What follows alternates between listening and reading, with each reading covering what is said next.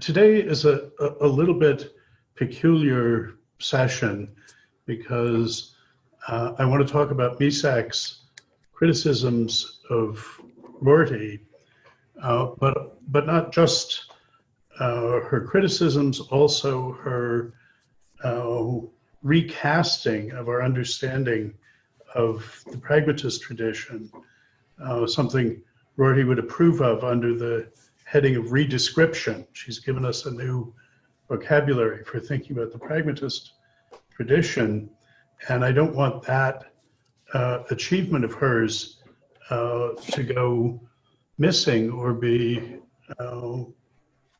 de-emphasized. But it's a little peculiar because we haven't been reading the pragmatist tradition before Rorty. We haven't been reading the figures that she's fighting with him about.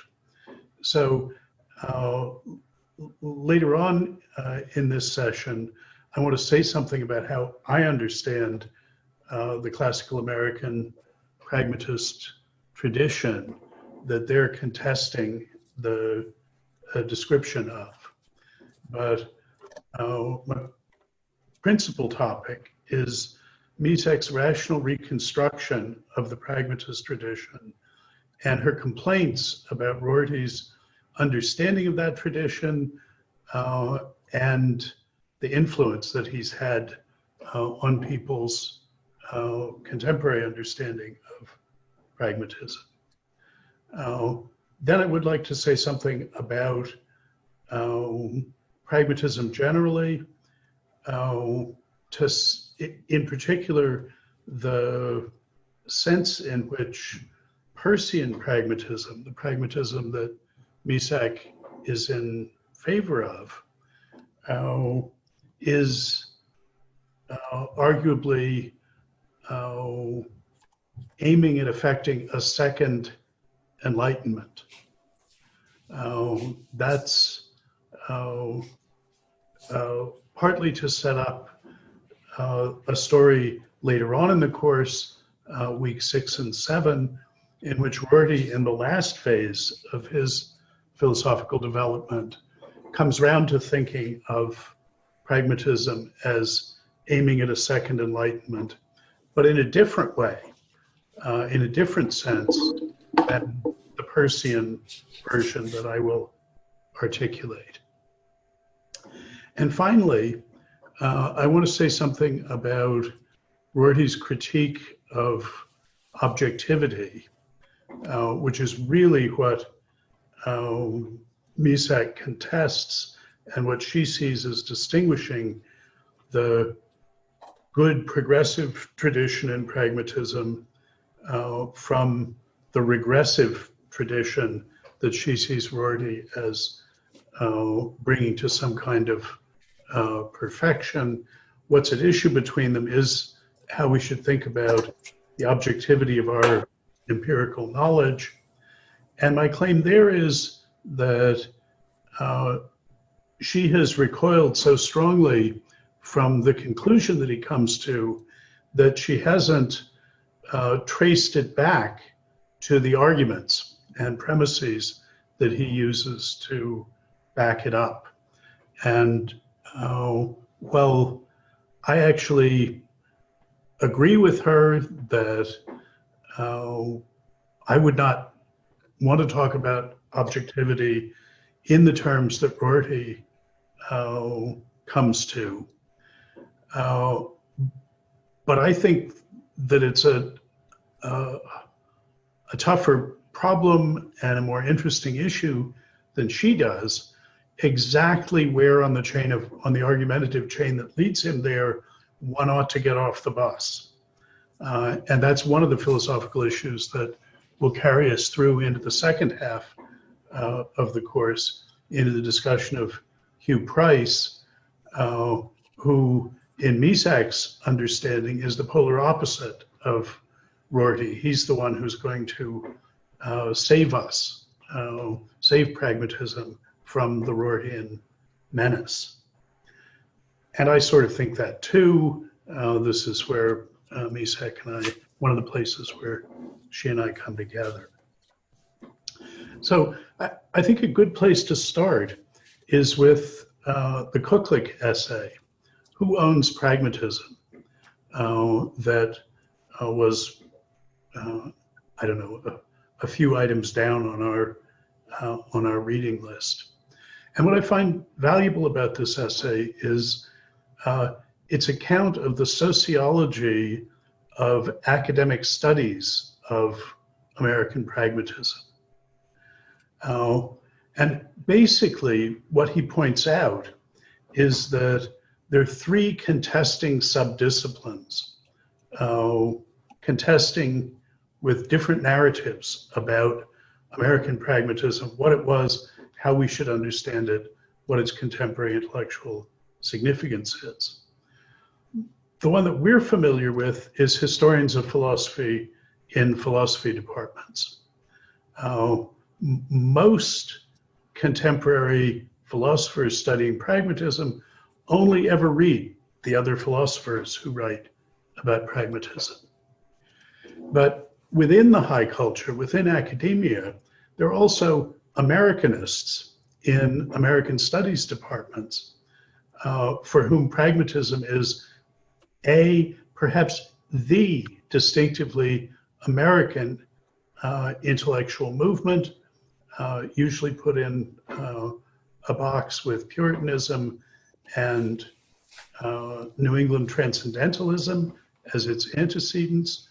But the notion of American pragmatism looms large in the studies of people who are looking at whether there's a distinctively American culture.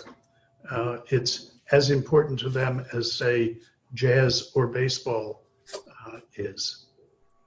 And third, they're intellectual historians working in history departments who study American pragmatism. And Cooklick, I think, is very good on the different concerns that these different disciplines working in different departments have. Cooklick is the perfect person to talk about this because he has professional credentials, has worked in all these disciplines. He got his PhD in philosophy from Cambridge, taught in the American Studies department at Yale, and was for many years the chair of the history department at the University of Pennsylvania.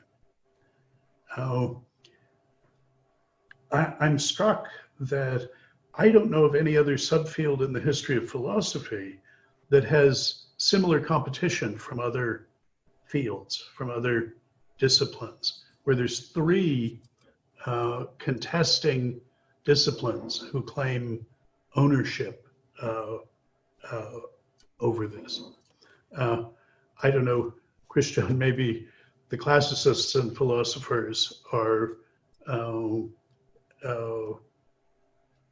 the nearest thing we could come. There's still only two of them.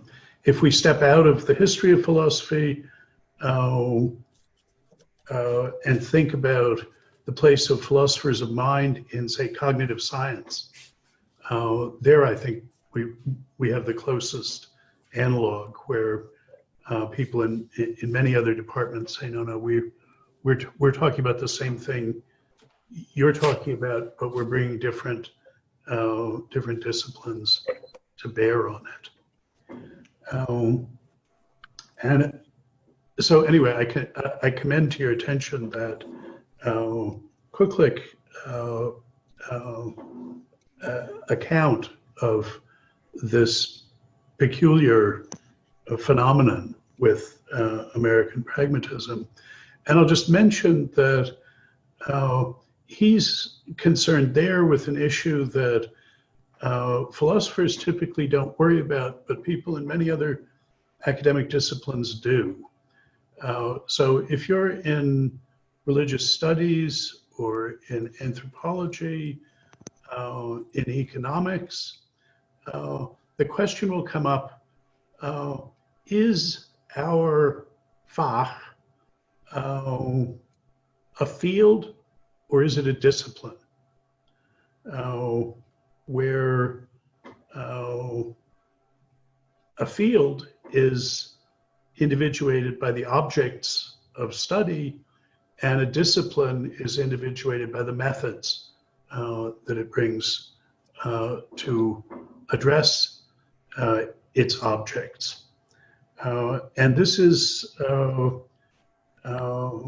another contested issue in the self-understanding of many academic disciplines. As I say, religious studies, anthropology, economics are paradigms of disciplines where one school insists that they are a discipline and another insists that they're a field. That's part of the intellectual background of Kucklick's discussion here. And Kucklick mentions under the heading of the philosophers, rather than the historians or the Americanists, Misak. Describing her, he says, Cheryl Misak is the jewel in the crown of the scholars of American philosophy. He's talking there in particular about her book, Cambridge Pragmatism, From Peirce and James to Ramsey and Wittgenstein. That's her 2016 book, which he says is a tour de force, highly to be recommended in its coupling of Cambridge, Massachusetts and Cambridge, England. He also says of Misak earlier on, he commends one particularly smart and mildly eccentric treatment by Cheryl Misak in her important book, The American Pragmatists, her 2014 book, which is where she worked out the views we're going to be mostly concerned with. I'll mention that Misak also got her philosophy PhD from Cambridge. I fully endorse Kucklick's characterization of Misak's significance. I think she is the jewel in the crown of contemporary scholars of American philosophy.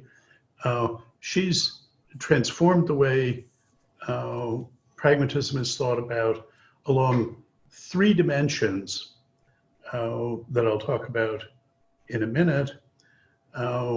With these two books, the American Pragmatists and the book on Cambridge Pragmatism, and her influence has only increased with her very recent book, just came out last spring, great big book on Frank Ramsey, which, though it has many fine things in it,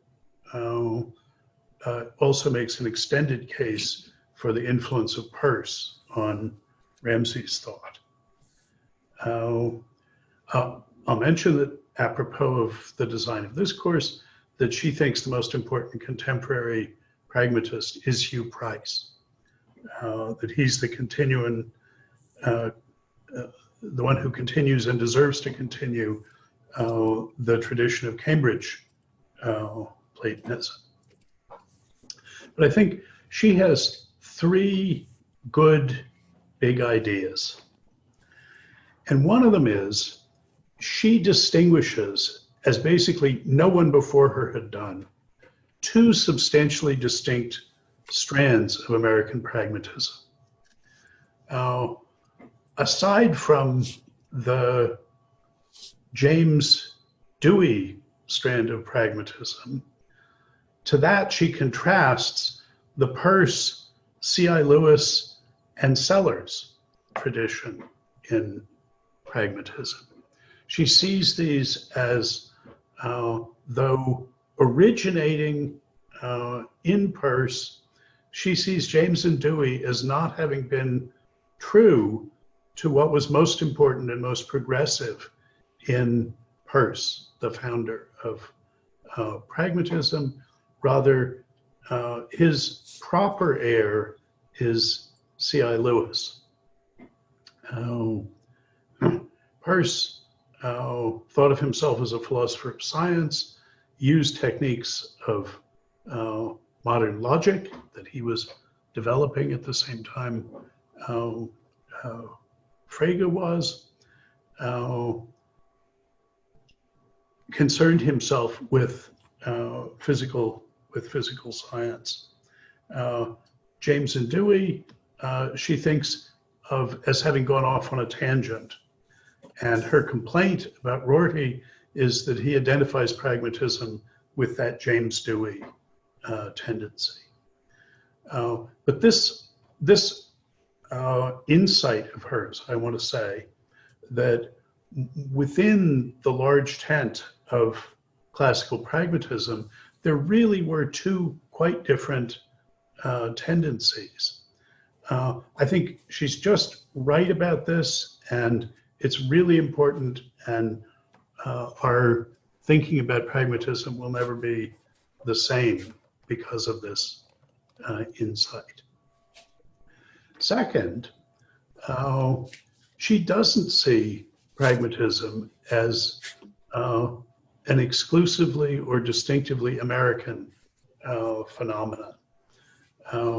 Frank Ramsey, who is immensely influential, not just in philosophy, but in a number of other disciplines, she sees as straightforwardly a pragmatist, and that his avowed and significant influence on the later Wittgenstein is responsible for Wittgenstein's pragmatism, or at any rate is something without which we can't understand that.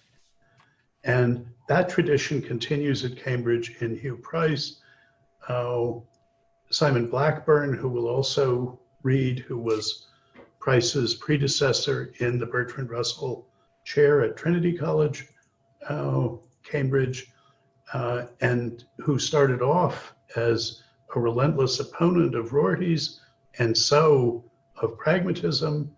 We'll watch him be gradually brought into the orbit of Price's expressivist version of pragmatism, so that today Blackburn is happy enough to call himself a pragmatist. Well, we'll read some of the things he writes struggling with that, but that's partly because he appreciates Misak's narrative about what this Cambridge school shares with classical American pragmatism, and I think it's partly in the interest of being written into that tradition that's what softens Blackburn up and makes him amenable to a self-description as a Platonist. The third, so first big idea is this appreciation of the two wings of pragmatism. Second big idea is bringing, as Cooklick puts it, the two Cambridges together, bringing the English pragmatists into the fold. The Americanists strenuously resist this, and many of Misak's more traditional predecessors in philosophy departments object that if the later Wittgenstein is brought in under the pragmatist umbrella, that what's most distinctive about American pragmatism will be lost. I'll mention, though Misak doesn't, that someone else who thinks, who uses the term pragmatism in a way that makes the later Wittgenstein a paradigmatic pragmatist is Rorty. He and Misak are making common cause here. On the other hand, Rorty thinks that in exactly the same sense in which the Wittgenstein of the philosophical investigations is a pragmatist, so is the Heidegger of being and time. And that's that's a thought that absolutely horrifies Misak. At that point, she says, Rorty is bending this term out of all connection with its origins for his contemporary philosophical purposes. So I conjecture that's why she doesn't talk about making common cause with him and seeing Wittgenstein in there. The third big idea that Misak has contributed is seeing classic American analytic philosophy of the 50s and 60s as hugely influenced by pragmatism. And here the towering figures are Wilfrid Sellars and at Harvard, Quine and Goodman. And I would include, as Rorty does, Davidson downstream from Quine, and Michael Dummett as well, who doesn't figure in Misak's story either because he's too late or because he's from the Oxford side of things, not from the Cambridge side of things in England. But Misak emphasizes that all of Sellars, Quine, and Goodman were actually students of C.I. Lewis. C.I. Lewis, who called himself a conceptual pragmatist, and that the criticisms that they aimed at Carnap are recognizably pragmatist criticism. Now here again, we were just talking about Rorty making this argument in the central chapter, chapter 4 of Philosophy in the Mirror of Nature. Misak doesn't acknowledge that this is something that she and he agree about. I've told the story somewhat differently than she does or than Rorty would in seeing C.I. Lewis and Carnap as the great neo-Kantians of their generation, and seeing the Sellars' critique of the sensuous given and the Quine critique of transparent meanings as pragmatist rejections of that neo-Kantian, ultimately, representationalism. But Misak is, I think, right and is moving the world spirit forward in seeing this underground pragmatism within classical analytic philosophy. The fourth striking feature of Misak's understanding of pragmatism is her great villain, which is Rorty. And the story that she tells, the sort of unrelentingly critical story that she tells, the bad role that she sees him as having played in American pragmatism. And there I want to say, well, there's something to that. I want to take issue with many of her criticisms. So, Misak. You stacking them or are you bringing them back? No, I'm running it. Huh? I'm training it. Okay, so you're going to bring it back? Yeah. Wait, whenever you bring it back. Okay, someone needs to mute. Oh, I just changed the pages yesterday. You changed this one? Yeah, this one's. Oh, okay. I didn't know which ones you were taking. I was like, ah. Yeah, sorry. Yeah. Okay, figured out who it was. Misak's story depends on the understanding of pragmatism that she inherited. And this is a narrative that sees Peirce as having initiated the pragmatist tradition, which was continued by his younger, more popular and successful colleague, William James, who was then succeeded in a new generation by John Dewey.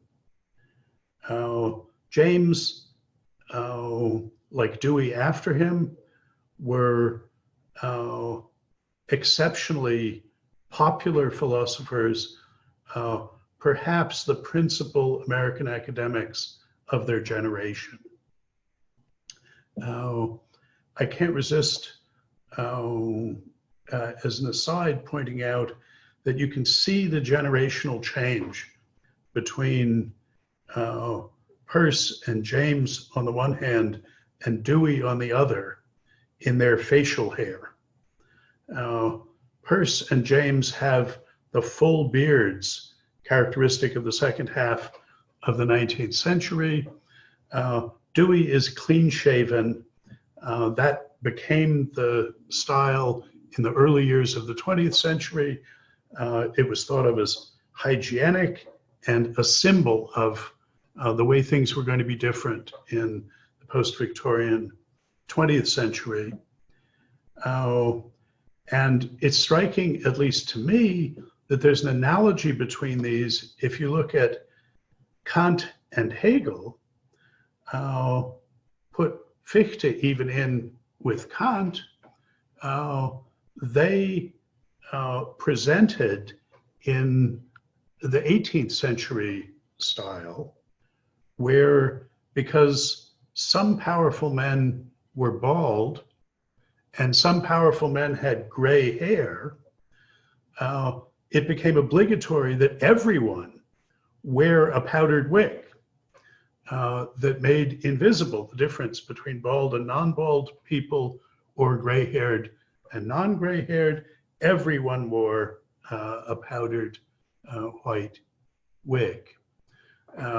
Kant did, as I say, even Fichte did. Hegel never did. Hegel wore his own hair long, for a good deal of his life tied in a ponytail at the back. And once again, this difference in sort of your face was understood at the time as emblematic of the new century. So we can see those changes in our beloved German idealists and in these American pragmatists. Okay, end of that digression. I just couldn't resist. In this traditional narrative that Misak inherited, Dewey, the most famous and influential philosopher, indeed in some sense the most influential American intellectual of his generation, his influence waned in the 1930s, and the Deweyans were swept aside by the rise of analytic philosophy, with its emphasis on technical logic, philosophy of the physical sciences, under the twin influences of the English school of Russell and the German Vienna Circle school of Carnap. And pragmatism on this narrative becomes a provincial backwater in the increasingly professionalized world of Anglophone philosophy, even in America. And in this narrative, it had never really prospered in England. During this period, described as the eclipse of pragmatism by analytic philosophy, the few who kept the faith alive got little respect.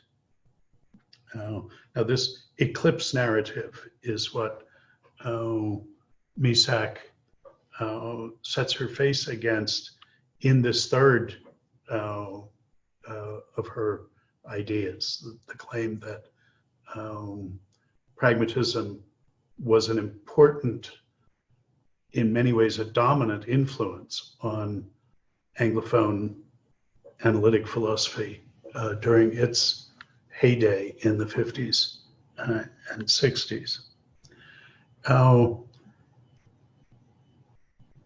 I read a PhD dissertation by a sociologist of knowledge who asked herself the question,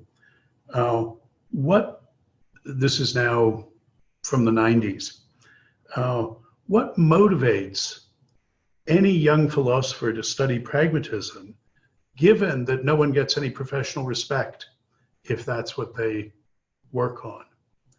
And as a sociologist of knowledge, she interviewed people, she looked at their careers, she had many ways of addressing this topic. The conclusion she comes to, and I report this without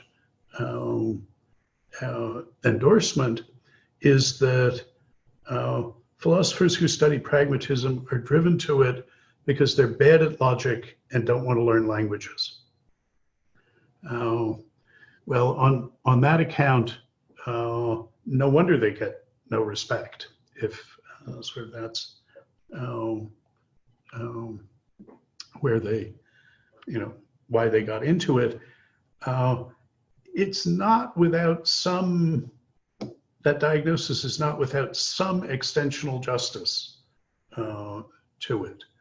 There were not, I think, really first-rate philosophical minds identifying themselves with the study of pragmatism before Rorty, who his philosophy in the Mirror of Nature was a blockbuster. Everybody read it in '79, and the papers collected in his Consequences of Pragmatism of '82 vastly heightened the public philosophical profile of pragmatism. Here was a first-rate philosopher at Princeton, which was by consensus the best philosophy department in the world in the 70s. And his colleagues were Saul Kripke, David Lewis, Tom Nagel, Tim Scanlon. Donald Davidson was a regular visitor. And here was their colleague coming out as a champion of pragmatism. And he rescued in this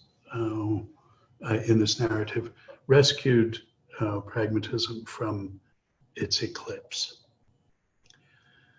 Misak thinks every element of that story is wrong.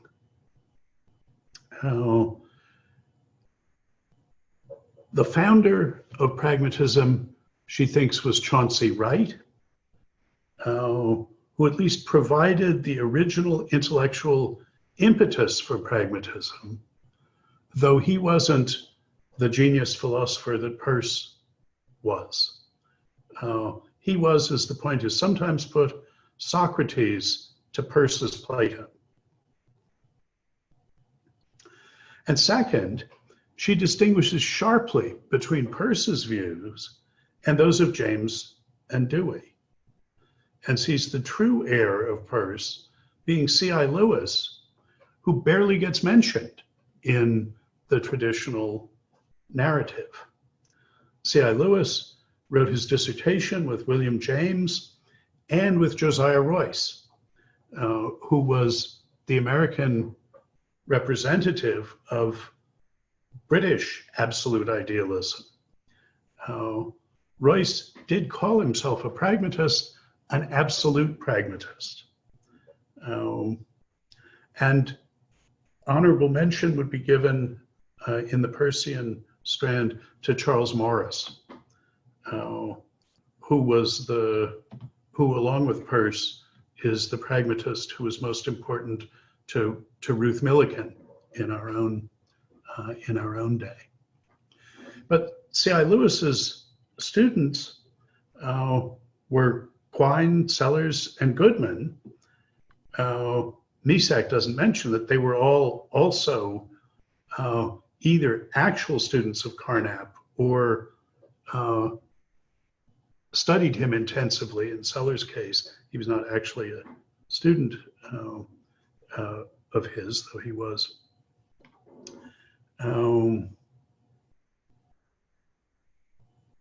James and Dewey, and following them Rorty, didn't think about logic or care about logic at all, and devalued natural science not only in favor of the social sciences, but in favor of literature and art.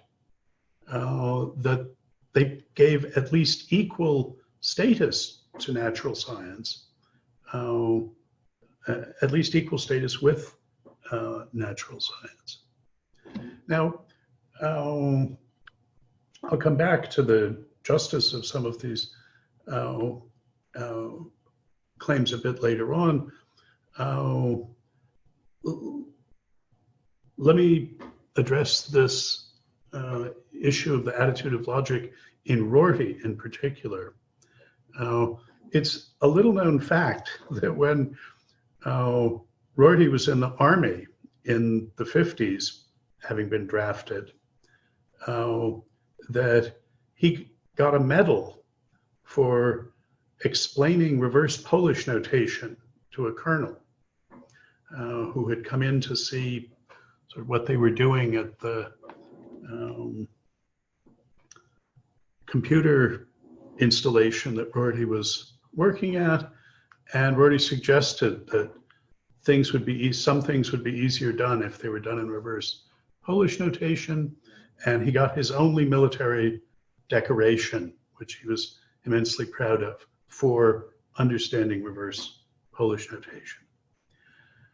However, he also believed, and this was by no means a popular view in the Princeton philosophy department of his day, the department of Kripke and David Lewis, that, as Rorty memorably put it, his claim was nothing of philosophical significance had ever happened within 6 feet in any direction of a quantifier symbol. So at least on this point, I think Misak's characterization of Rorty as a true heir of James and Dewey, one of the reasons Dewey lost his influence was his late book, Logic, the Theory of Inquiry, which was just astonishingly tone deaf in being written in 1938 and not even acknowledging Principia Mathematica, Frege, or even the modal logic of C.I. Lewis. It wasn't about symbolic logic at all, didn't so much as acknowledge that it existed.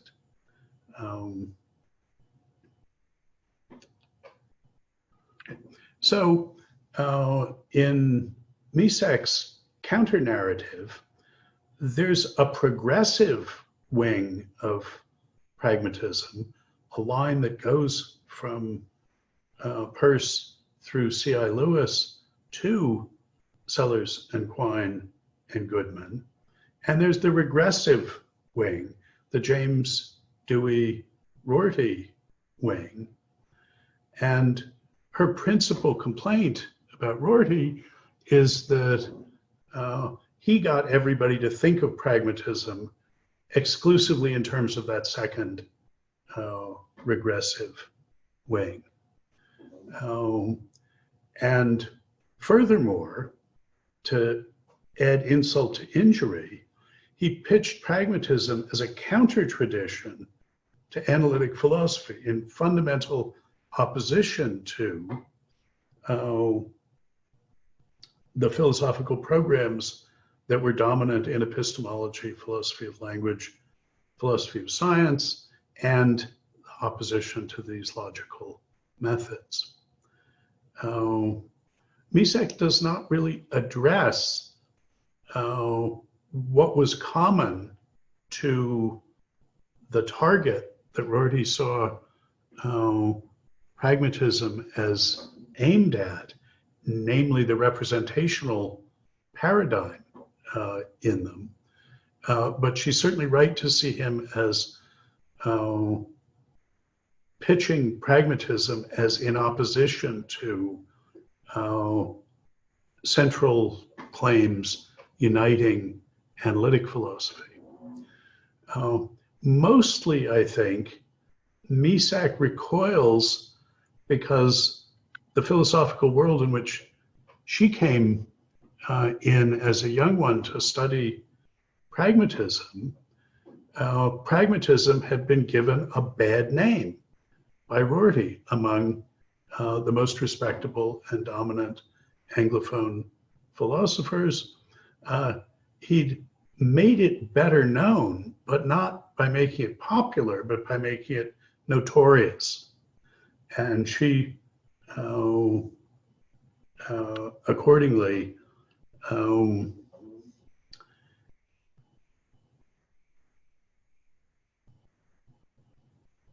saw an ideological purpose to be served in not only distinguishing correctly these two different strands in American philosophy, in American pragmatism, but distinguishing them as a good one and a bad one, as a white hat and a black hat. I think it would be fairer to distinguish them adapting William James's terminology as a tough-minded tradition and a tender-minded tradition. This is from James thinking about the way in which temperament of the people doing the philosophy is reflected in the way they do philosophy. And the tough-minded philosophers are more concerned with the proximity of philosophy to empirical sciences, to the use of technical tools like logic, to argument rather than redescription. So I think that would be a fair-minded way of distinguishing these traditions. Another way she doesn't characterize them, but that I think is illuminating, is these two traditions, the Peirce-Lewis tradition and the James Dewey tradition, line up with the Enlightenment and Romanticism. Romanticism thought of as critical of the Enlightenment infatuation with natural science. And this is something I'm going to talk about in connection with the idea of pragmatism, particularly Peirce's pragmatism, as pursuing a second enlightenment. Okay, I want to say some more things in defense of Rorty and to talk about Romberg's insightful pushback on her Rorty claims. But let me stop there for comments and questions. I've really just meant to put on the table these three big good moves that Misak makes, and to mention the one, seeing Rorty as the villain in all of this, that I think is not such a good idea. It's intelligible why it looks like that to her, but I think there's more to be said on his behalf. Any thoughts about this? I mean, I think if you look on in the in the handout. The handout consists almost entirely of quotes from Misak. Well, maybe this is a good time. If you look at the very end of the handout, you'll see this engram, the picture at the end, that is showing the relative frequency of these different terms over the decades. And you'll see in the blue line, which is the use of pragmatism, around 1900, we've got, around 1910, we've got a bump. That's sort of the height of classical pragmatism, of William James' popularity with it. And if you look at pragmatism becoming, well, the term more popular starting in 1980, when Rorty's book comes out in 79, you can see Rorty's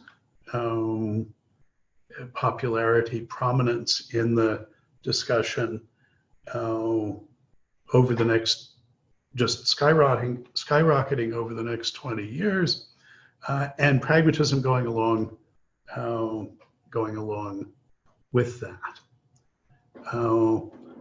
I think there's a lot to be said for the claim that Rorty brought pragmatism back to the public philosophical eye. I've put in, just for comparison, Quine as well, and Carnap and Sellers. It's striking to me that though Sellers has been dead longer than Rorty has, or than Quine has, that interest in him is still increasing by this measure, where they have fallen off some. At any rate, I brought this in as a tiny piece of evidence about the eclipse narrative. I think Misak pushes the pendulum too far off of the traditional narrative, not appreciating, or anyway, not taking as seriously as I would, the fact that of the figures who she and Rorty agree brought recognizably pragmatist ideas into the heart of analytic philosophy. Wittgenstein, Sellers, Quine in Two Dogmas, Nelson Goodman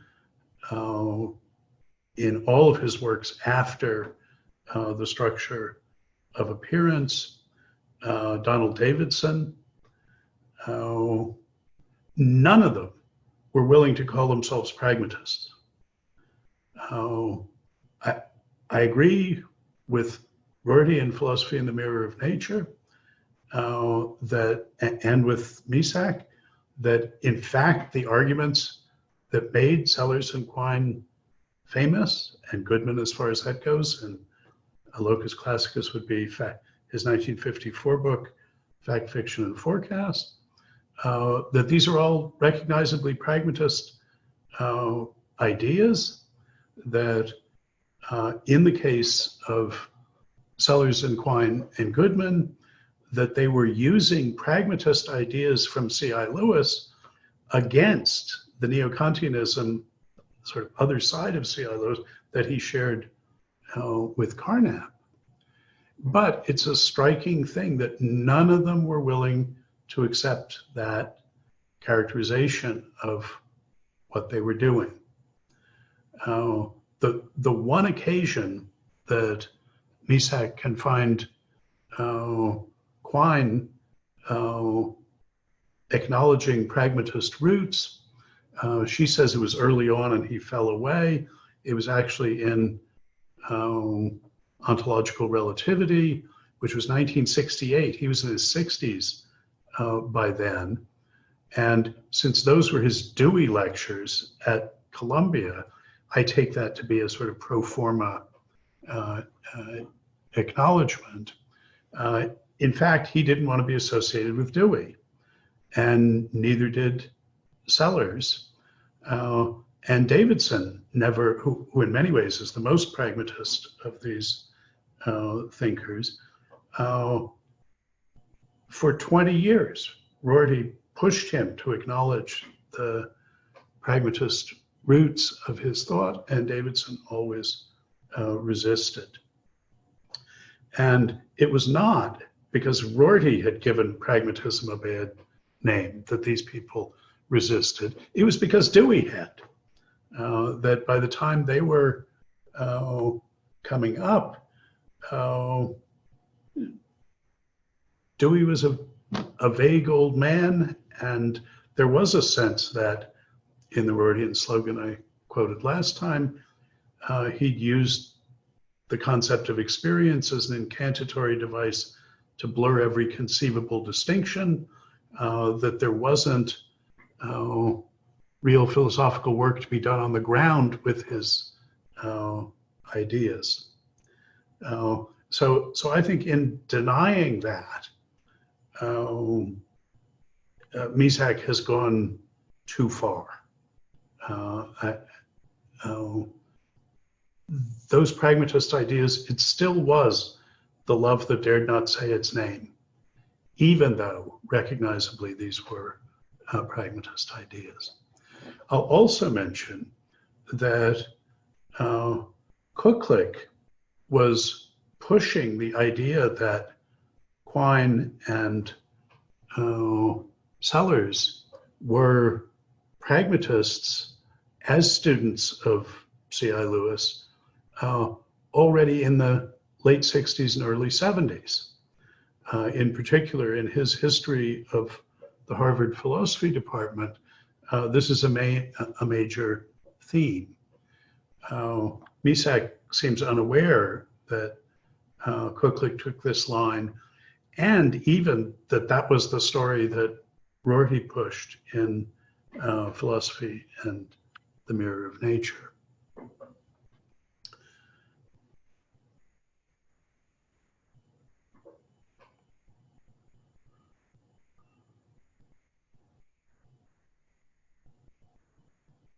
Okay.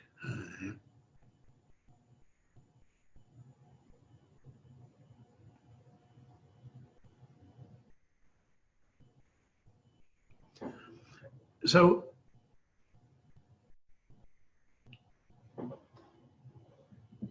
it seemed to me that the Romberg essay is insightful and judicious. Romberg is a Rorty fan. We'll see him again, come up again in a couple of later weeks. Romberg wrote his dissertation on and under Donald Davidson, but is one of the most insightful readers of Rorty as well.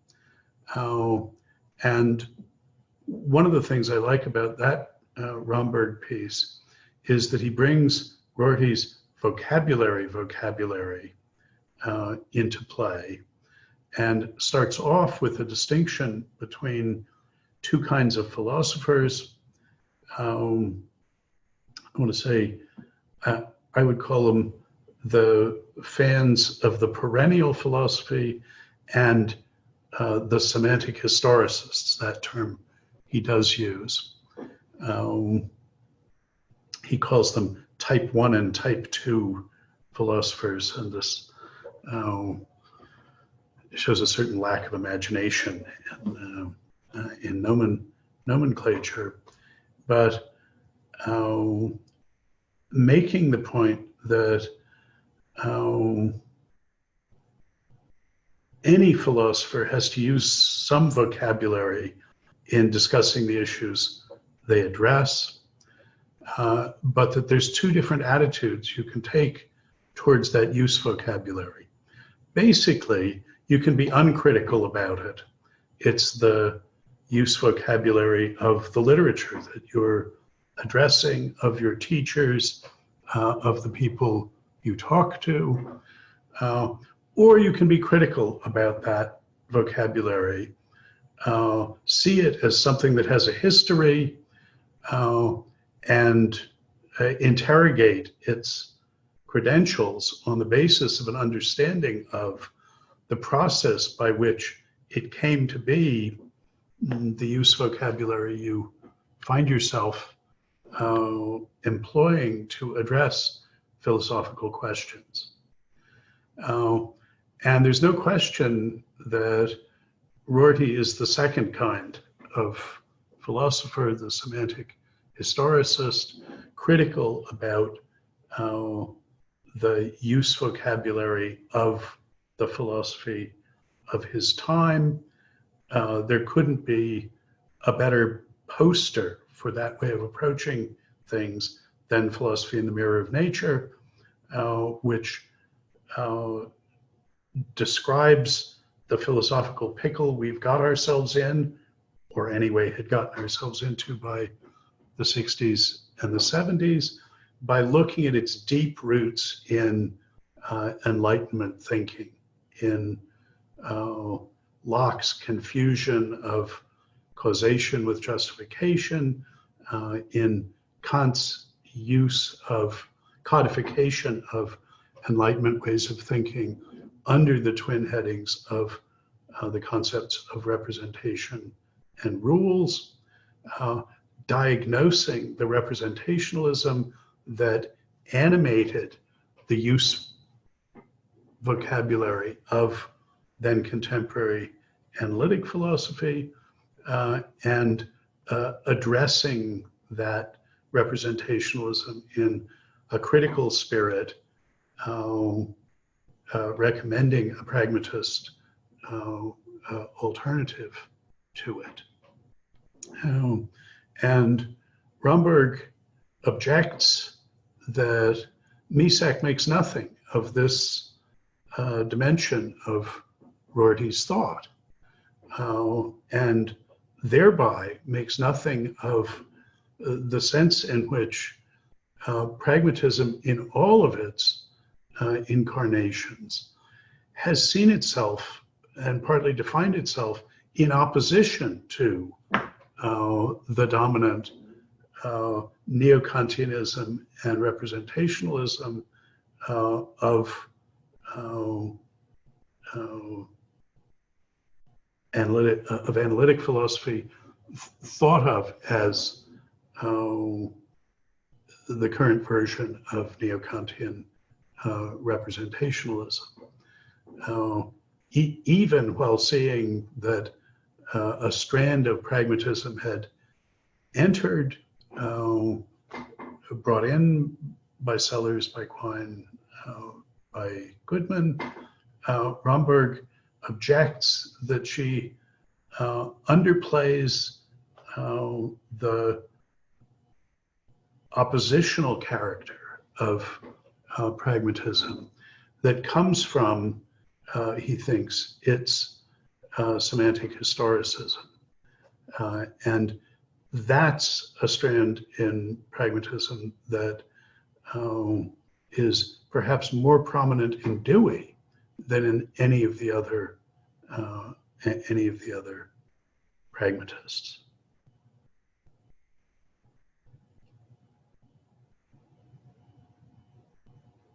So in that regard, Rorty, in pitching his pragmatism not just as a strand within then contemporary analytic philosophy, but as a metaphilosophical alternative to it, is also being true to pragmatism. He's not perverting it. So Romberg claims, and so, and I would want to second that thought.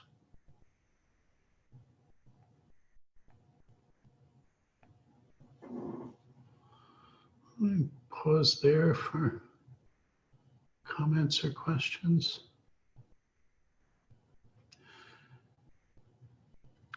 I mean, the reason in the design of the course, we're sort of taking a break from reading Rorty this week, but we're going back to read more Rorty after this. And that may seem a little bit odd, but my rationale for that was I wanted this I wanted Misak's redescription of Rorty on the table for us to be able to think about critically in looking at Rorty as he gets more and more radical in the consequences that he's drawing from his basic pragmatist premises. Hi, I do have a question. So this was about the Sellers, Quine, and Goodman. I can see how you were discussing them being pragmatists, but did you also say, I didn't catch this perfectly, that they were also going against neo-Kantian views? Because I can see, I don't know Goodman's work very carefully, but with Quine, I mean, weren't there periods where that was the case more or less, or do you see them as like consistently doing this with their? Well, it's a good question, and Quine, I think, was just torn. He goes in multiple directions. There's the pragmatist Quine of two dogmas, and non-trivially of word and object as well.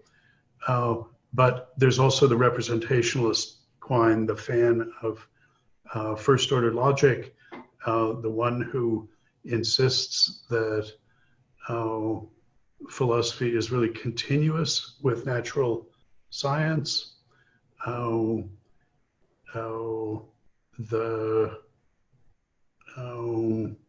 In his attitude towards modality, his hostility to modality, he's siding with classical and logical empiricists against not merely naturalists, because natural science is the home language game of modal notions, laws, and so on, but also with the pragmatists who wanted to understand modality in terms of, well, key concept, Peirce's central concept, and a key one for Dewey, the concept of habit, which was precisely to get us beyond mere extensional things. Quine never really reconciled the naturalist and empiricist that leads him to be anti-modal, or his championing of first-order logic with the pragmatism of two dogmas. So I think anybody has to talk about a strand in the thought of Quine's thought. Goodman is, after his dissertation, after the structure of appearance, he's pretty much a straight ahead pragmatist. And of all of these people, he's the one who was, let me say, least uncomfortable with that characterization of what he was doing. And in particular, he thought of the treatment of modality in Fact, Fiction, and Forecast, the book in which he famously considers his GRU example.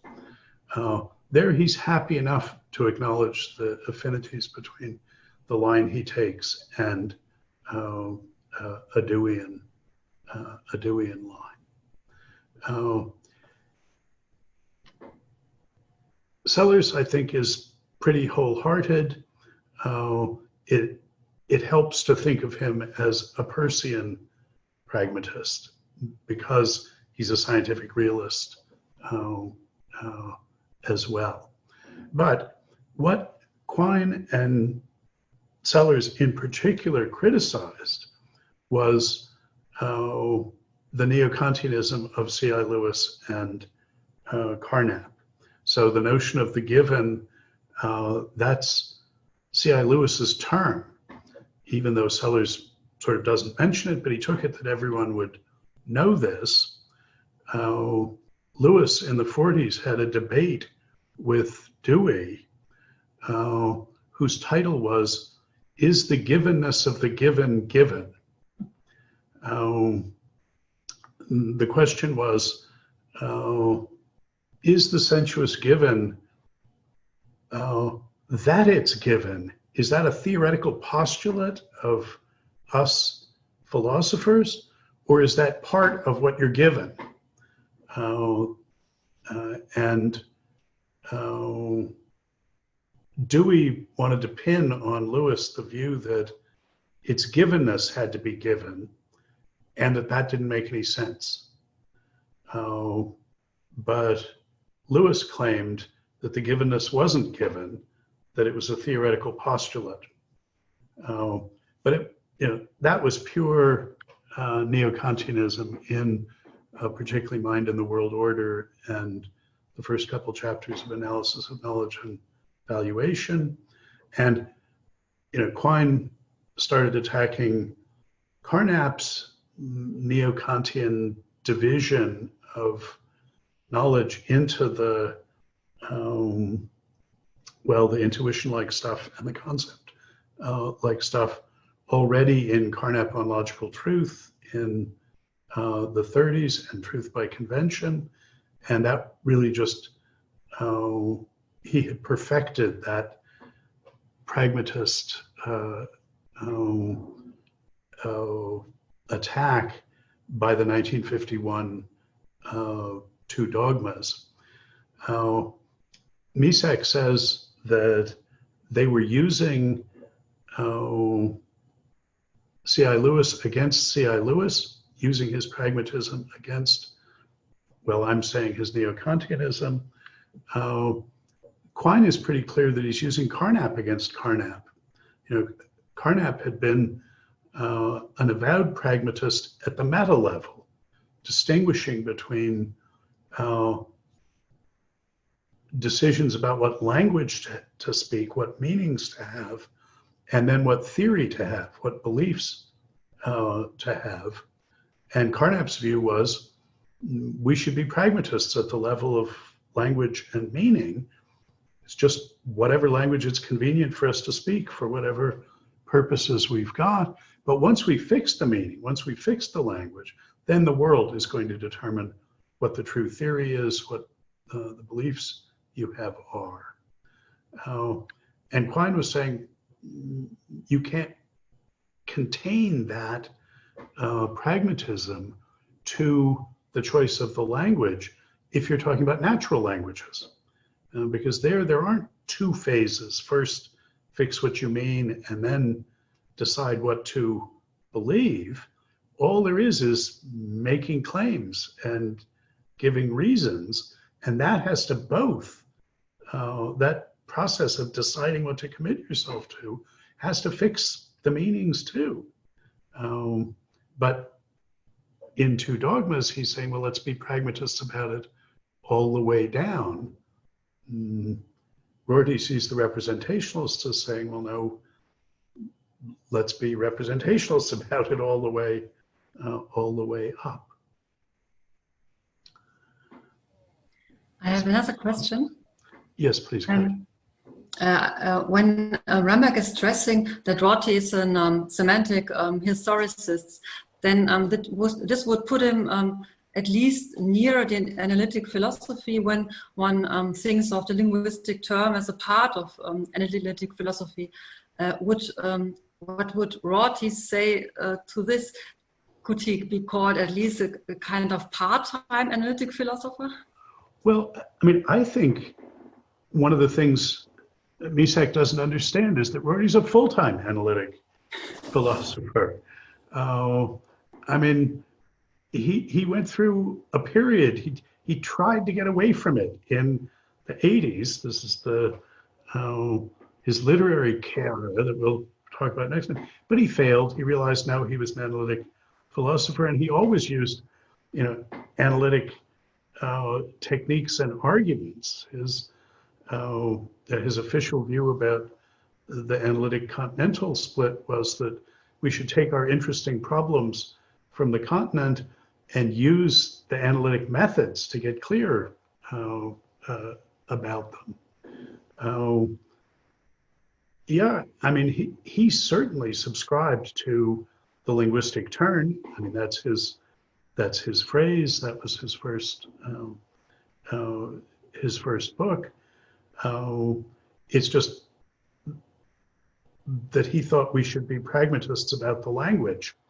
Take the Quinean lesson on board and not make the Carnapian distinction between language and theory, but talk about vocabularies.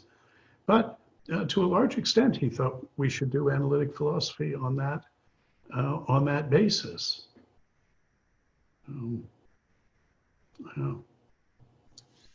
May I ask one more question, Bob? Sure. I was intrigued by this comment a while back about romanticism and how we might be able to detect in the metaphilosophical strand of pragmatism that Rorty's picking up on a kind of romantic reaction to Enlightenment philosophy. And I was reminded of something that Rorty said in that Overcoming the Tradition piece about Heidegger, where he said that Heidegger was criticized by many for sort of retreating from his intellectual responsibility into a kind of prophetic role.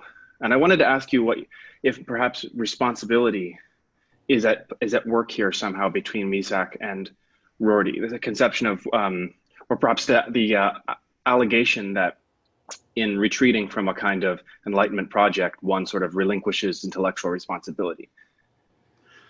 I think she does think that, and that's why I think it's important that Rorty comes around to thinking of his pragmatism as a second Enlightenment.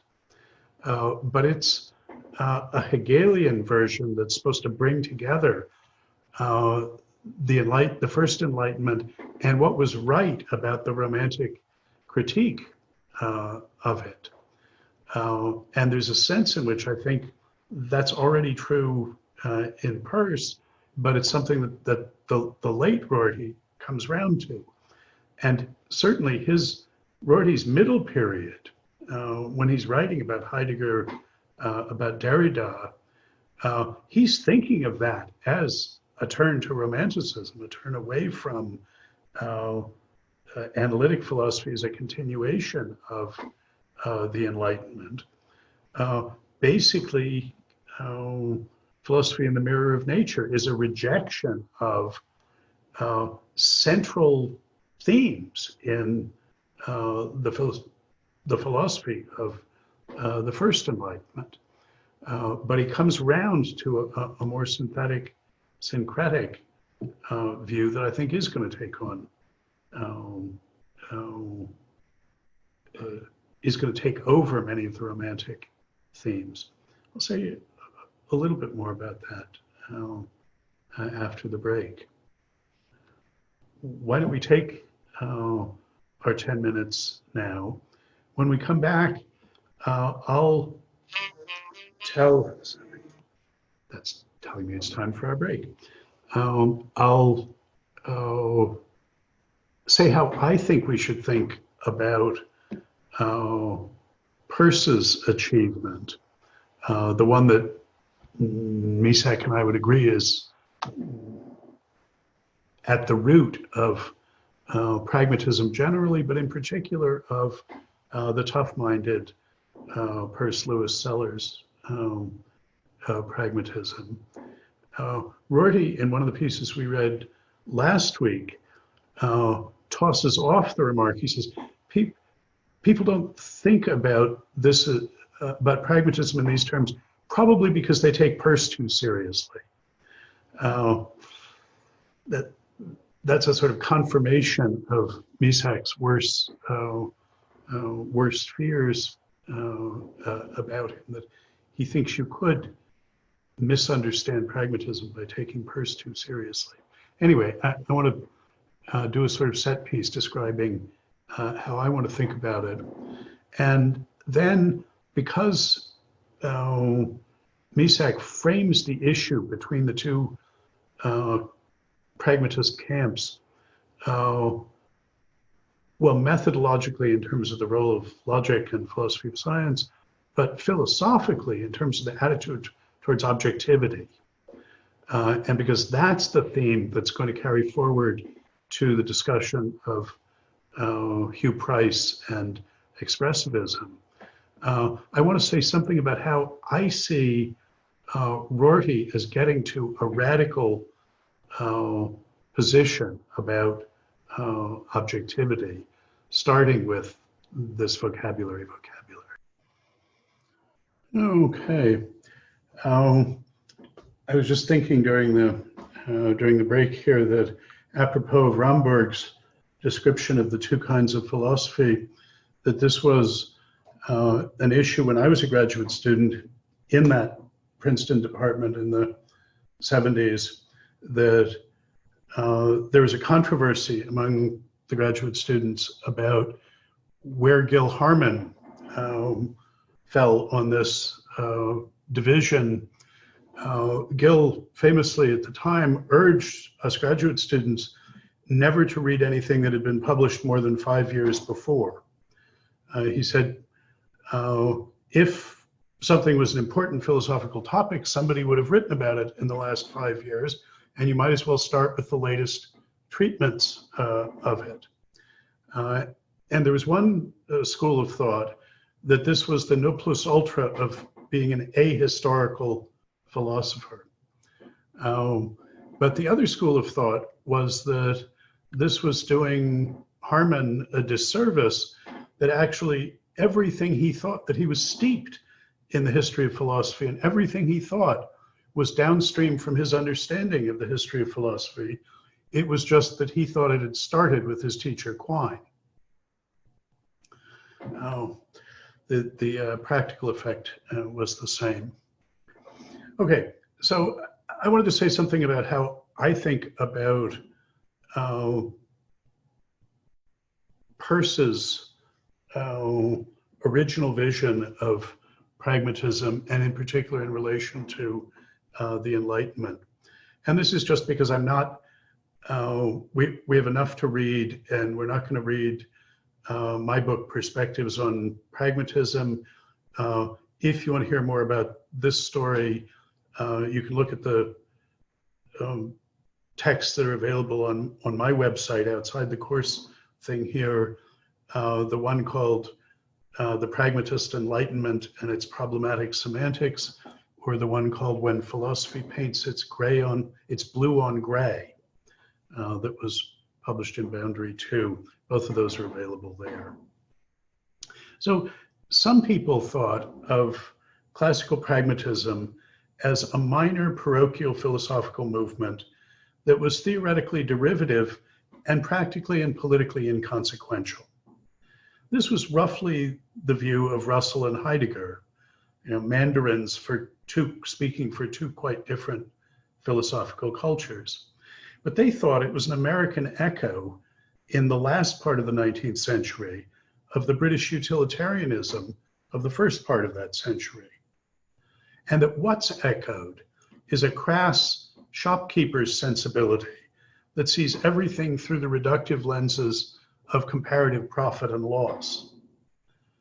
Bentham and Mill had sought a secular basis for moral, political, and social theory, in effect in the bluff bourgeois bookkeeping habits of the competitive egoist, for whom the form of all reasons for action is an answer to the question, what's in it for me?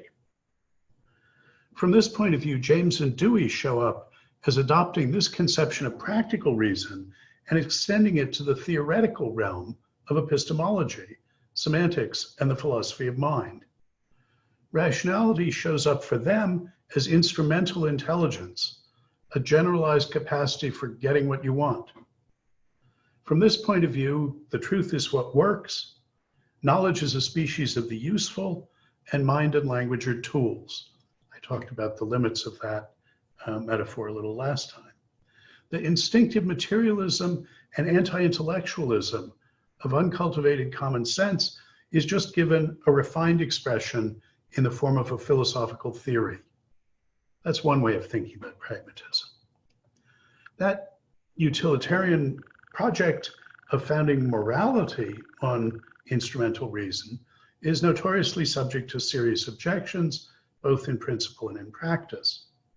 But it is rightfully seen as the progenitor of contemporary rational choice theory, which required only the development of the powerful mathematical tools of modern decision theory and game theory to emerge, for better or for worse, as a dominant conceptual framework in the social sciences. But nothing comparable can be said about the subsequent influence of the pragmatist extension of instrumentalism to the theoretical realm. In American philosophy, the heyday of Dewey did give way to the heyday of Carnap, and the analytic philosophy to which Carnap's logical empiricism gave birth largely supplanted and swept away its predecessor. And though there have been some prominent heirs and advocates of pragmatism, Rorty and Hilary Putnam, who is happy to call himself a pragmatist, there aren't many contemporary Anglophone philosophers working on central topics of truth, meaning, and knowledge who would cite pragmatism as a central influence in their thinking. Hugh Price is an important exception to that.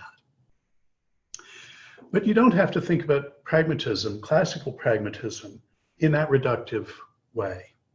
It can also be seen as a movement of world historical significance, as the announcement, commencement, and first formulation of the fighting faith of a second enlightenment. For the pragmatists, like their Enlightenment predecessors, reason is the sovereign force in human life.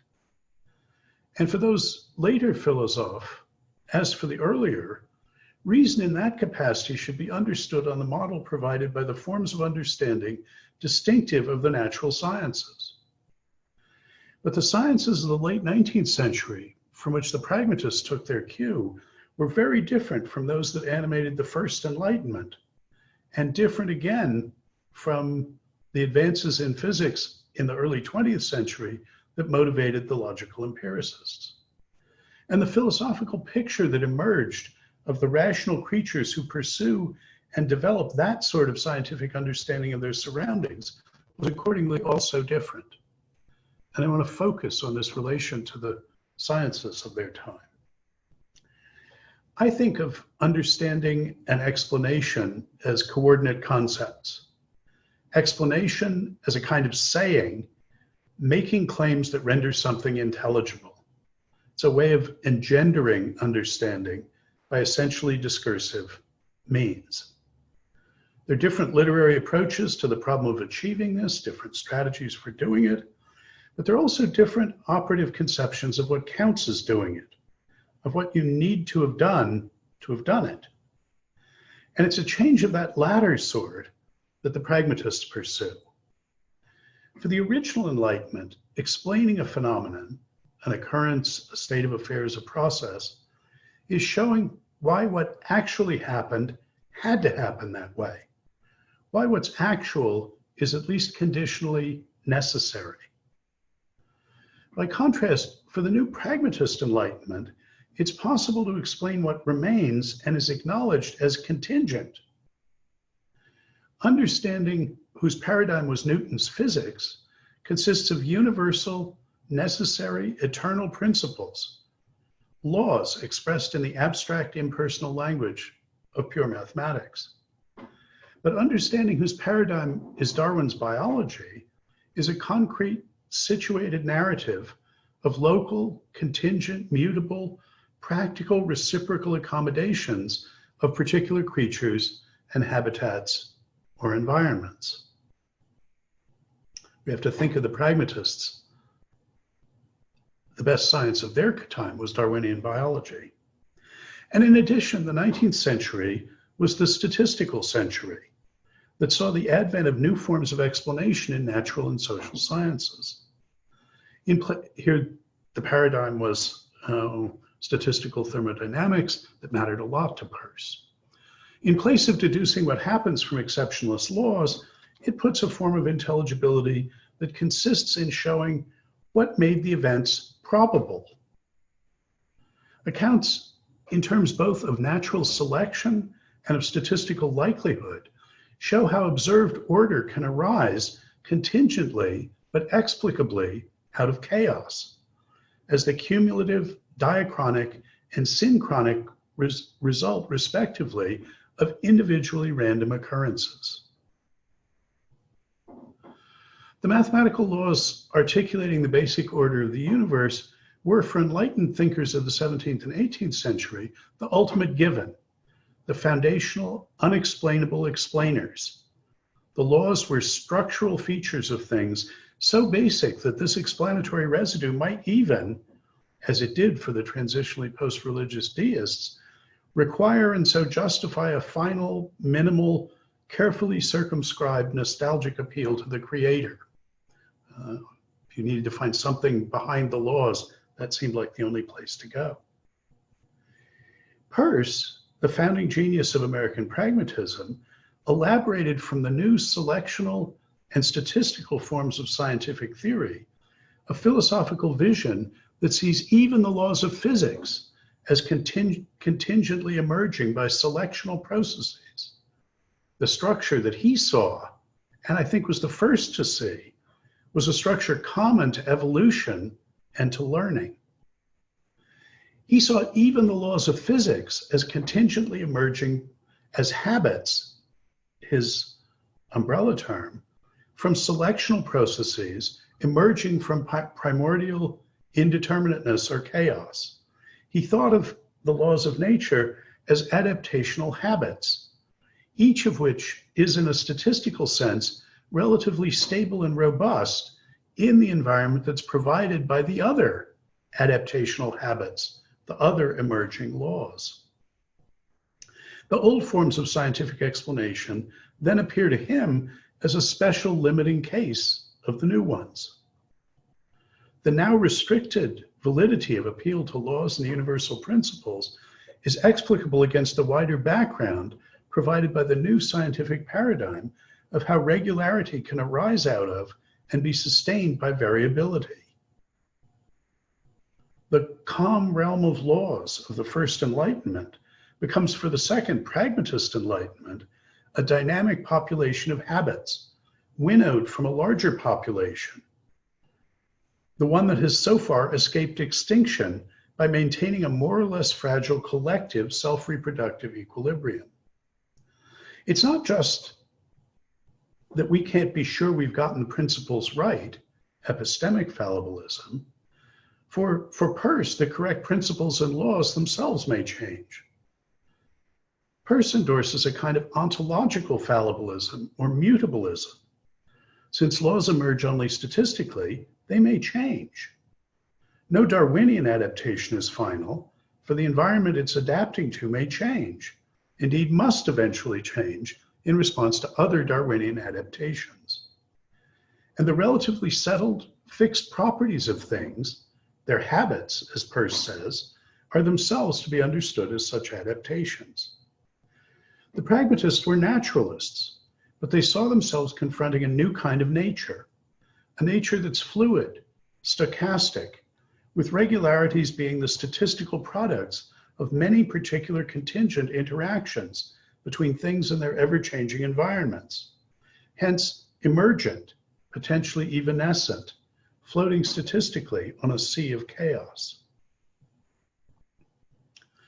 The science to which this later pragmatist Enlightenment looked for its inspiration had changed since that of the earlier in more than just the conceptual resources that it offered to its philosophical interpreters and admirers. In the 17th and the 18th century, after all, the impact of science was still largely a matter of its theories. Its devotees dreamed of, predicted, and planned for great social and political transformations that they saw the insights of the new science as prefiguring and preparing. But during that period, those new ways of thinking were largely devoid of practical consequences. They were manifestations rather than motors of the rising tide of modernity. But by the middle of the 19th century, technology, the practical arm of science, had changed the world radically and irrevocably through the Industrial Revolution. And from the vantage point of established industrial capitalism, science appeared as the most spectacularly successful social institution of the previous 200 years because it had become a practice, and more than a practice, a business. Its practical successes paraded as the warrant of its claims to theoretical insight. Technology literally embodies understanding. The more general philosophical lessons the pragmatists drew from science for understanding of the nature of the role of reason and its central role in human life accordingly sought to comprehend intellectual understanding as an aspect of effective agency, to situate knowing that some claim is true in the larger field of knowing how to do something. The sort of explicit reason that can be codified in principles appears as just one often dispensable expression of the sort of implicit intelligence that can be exhibited in skillful, because experienced, practice. Flexible, adaptable habit that's emerged in a particular environment by selection via what is, in the largest sense, a learning process. Like their Enlightenment ancestors, the pragmatists were not only resolutely naturalist in their ontology, but also broadly empiricist in their epistemology. For both groups, science is the measure of all things, of those that are that they are, and of those that are not that they are not, as Sellers put it. And for both, science is not just one sort, but the very form of knowing. What it knows not is not knowledge. But in place of the atomistic, sensationalist empiricism of the older scientism, which was later rescued and resuscitated by the application of powerful modern mathematical and logical techniques to yield 20th century logical empiricism, the pragmatists substituted a more holistic, less reductive practical empiricism. Both varieties give pride a place to experience in explaining the content and rationality of knowledge and agency, but their understandings of that concept are very different, corresponding to the different characters of the science and industry of their times. The older empiricism thought of the unit of experience as self-contained, self-intimating events, episodes that constitute knowings just in virtue of their brute occurrence, their givenness. Those primordial acts of awareness are then taken to be available to provide the raw materials that make any sort of learning possible, paradigmatically by association and abstraction, in the later empiricism by being logically elaborated. By contrast to this notion of experience as Erlebnis, the pragmatists, having learned the lesson from Hegel, construe experience as Erfahrung. For them, the unit of experience is a test-operate, test-exit cycle of perception, action, and further perception of the results of action.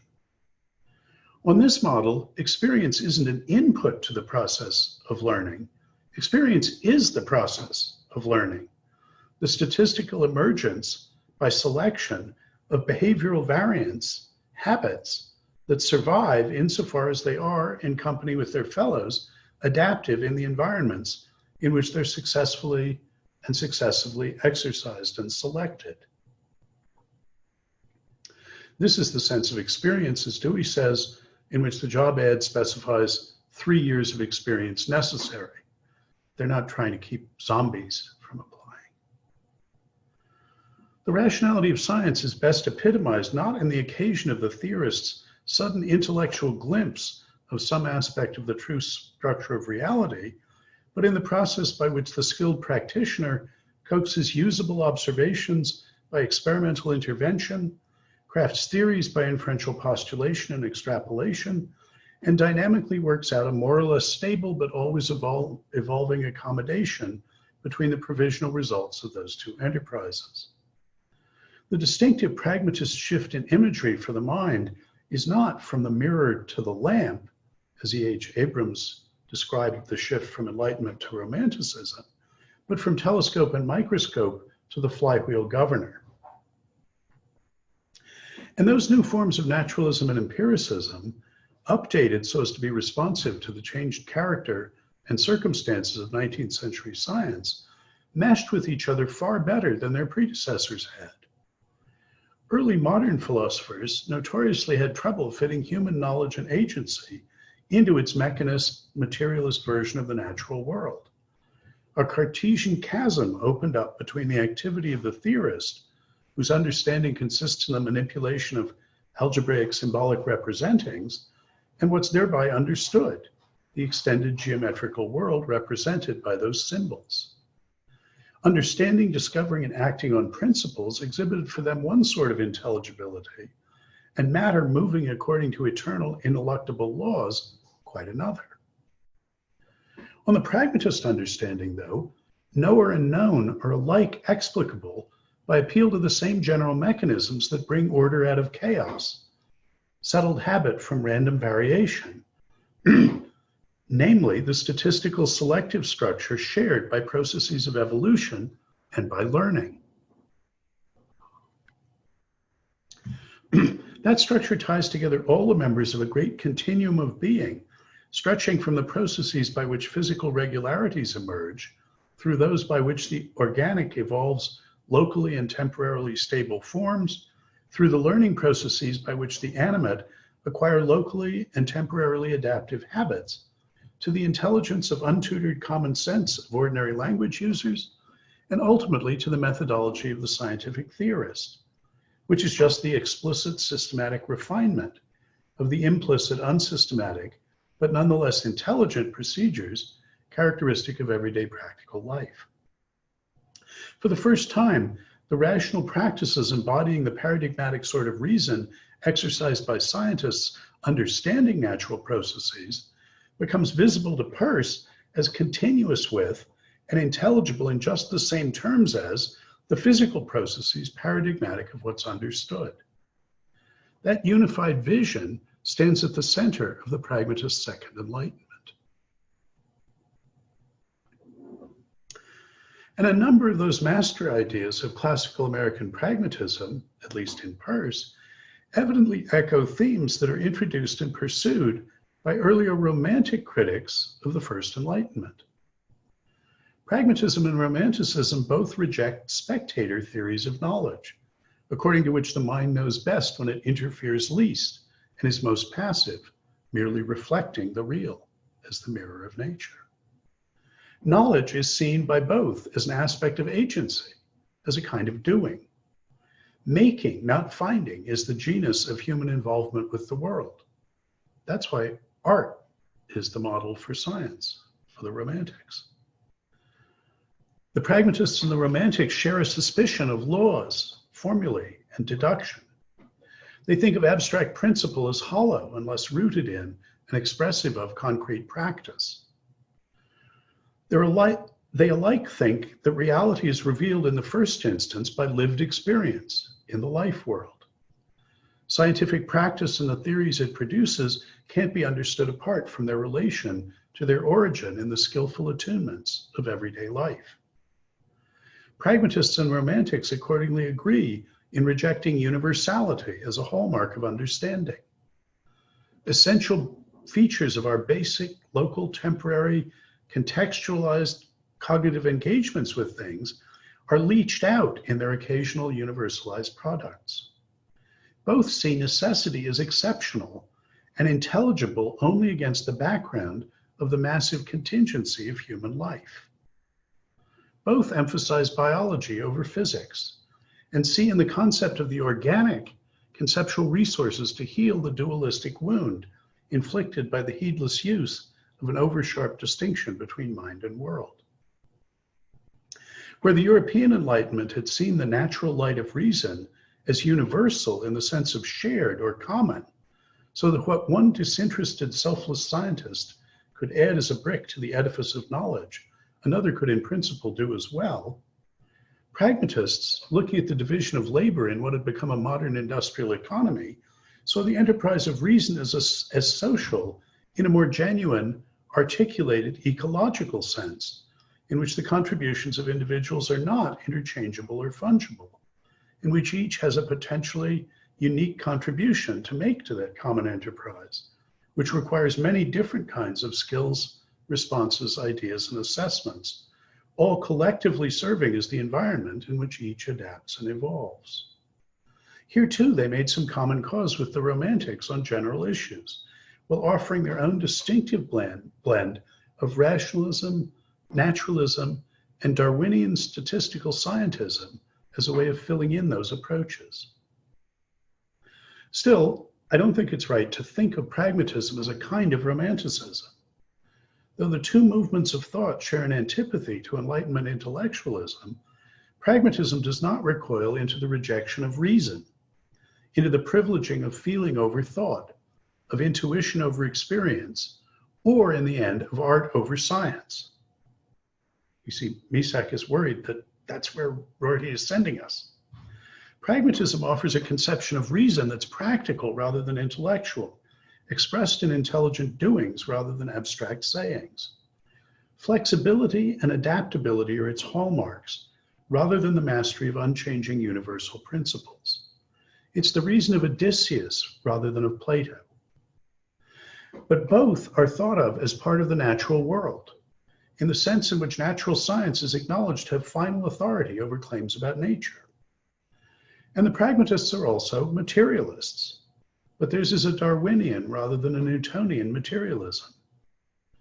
Evolutionary natural history aside, the biology that inspires the pragmatists is the result of the shift of attention, largely affected in Germany in the first half of the 19th century, from anatomy to physiology, from the study of structure to the study of function.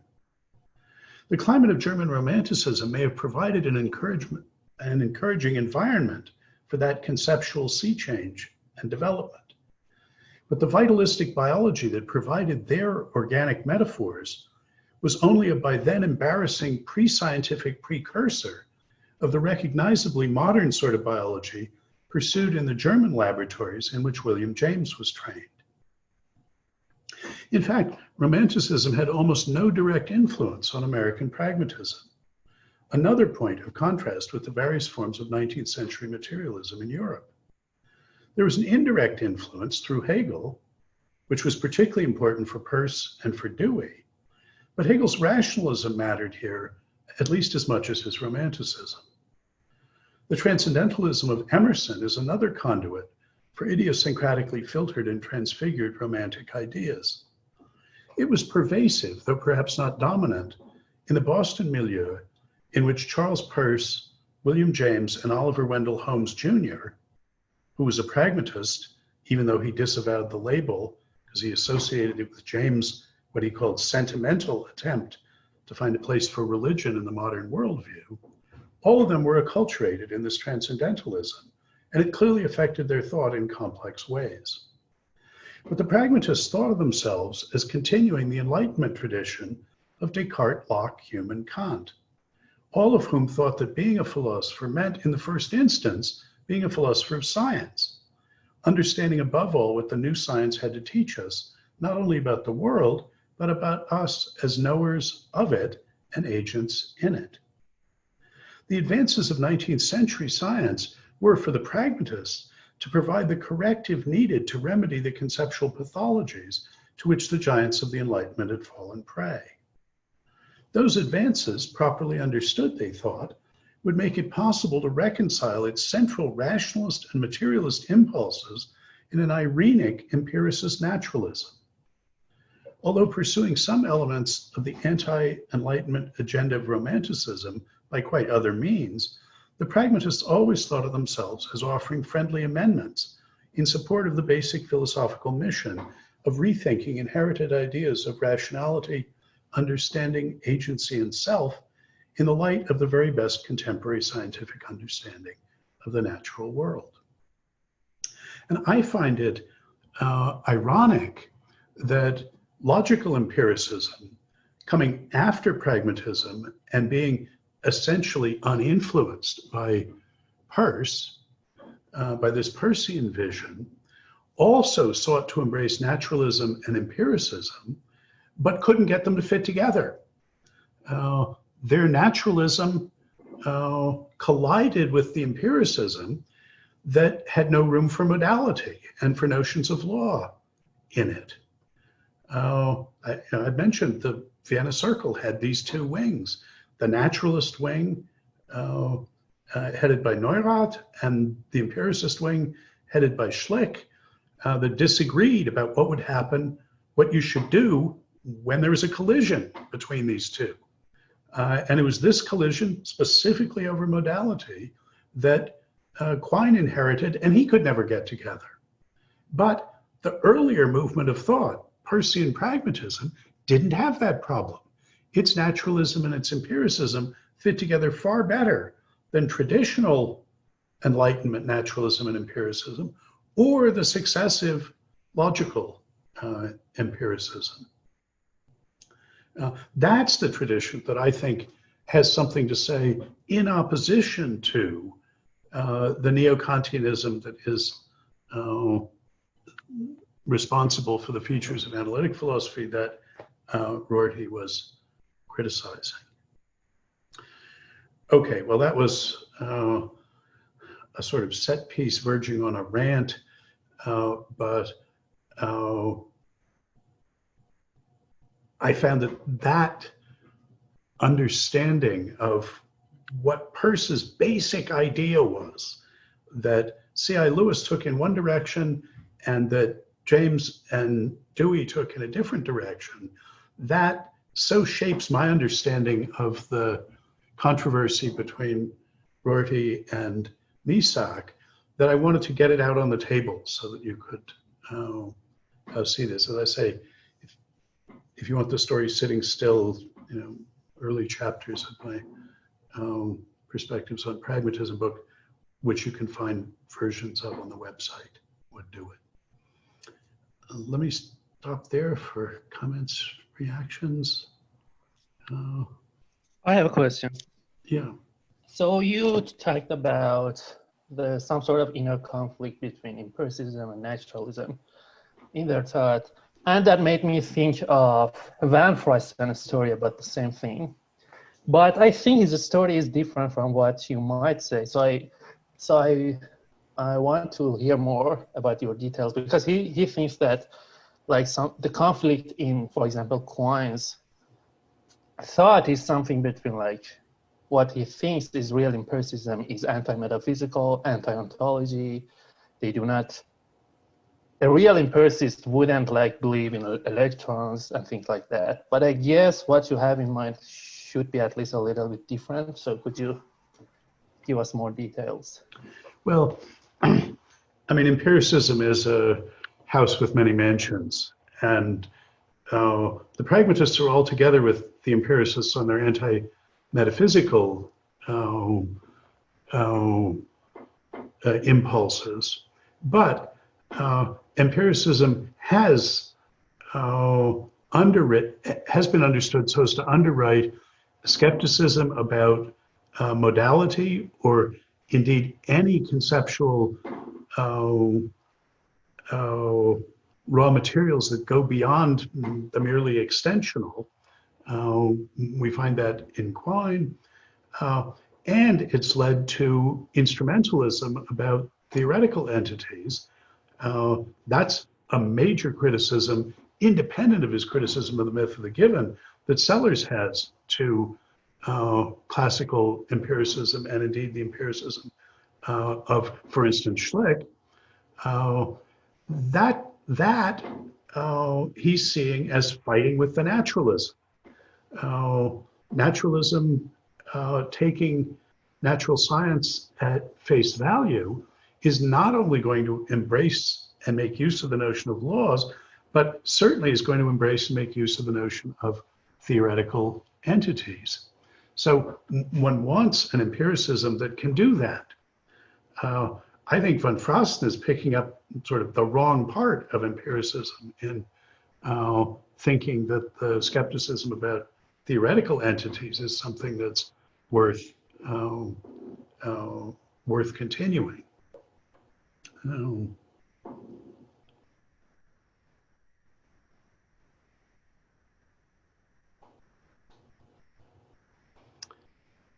Okay, that story was sort of pure intellectual history. I mean, I think it was philosophically significant, but it wasn't real conceptual work and philosophy. I'd like to close by talking about the line of thought, a line of thought that we haven't discussed yet, that leads Rorty to skepticism about traditional notions of objectivity. He's going to see those notions as depending on representationalism, and he's going to want to get beyond that. From his point of view, I think everything is downstream from the Kantian distinction. Everything in Rorty's thought, as I understand him, is downstream from the Kantian distinction between the causal objective order and the order of justification, the normative order of what's a reason for what, which Kant accused Locke of running together. And so substituting for a real epistemology that would be concerned with the question of justification and reasons, substituting a mere physiology of the understanding in Kant's famous phrase. And Rorty thinks, look, no one denies that our practices, including our discursive practices, are causally constrained by the objects that we interact with. The question is, what's the relation between that causal constraint, the sense in which, of course, we're in touch with the world, we're literally in touch with the world when we use tools, but what's the connection between that sense in which we're in touch with the world and our environment that we can couch in a causal vocabulary, in a vocabulary of physics?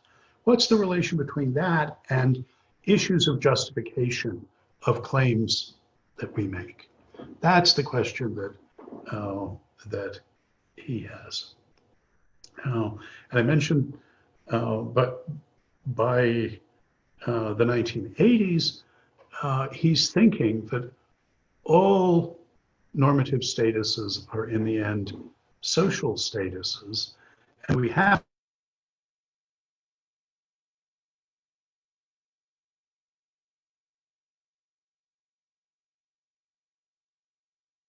the source of the concern. Bob, Now, could you yeah. repeat that? You just cut out, I think, for everyone. Oh, I'm sorry. That's okay.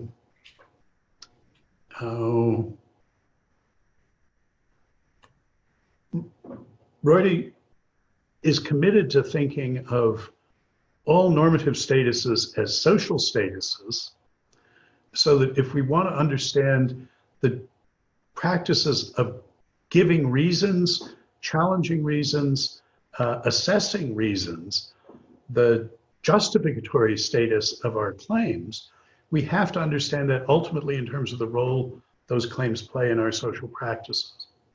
So the question for him is, what's the connection between that role in our social practices that claims can play, being given as reasons, having reasons asked for them, on the one hand, and the sense in which we're in touch with the world because we're causally interacting with it. We're literally in touch with it.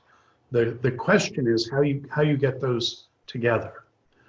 One story, in a certain sense, a pragmatist story, is, giving and asking for reasons is a way of coping with your causal interactions with the world.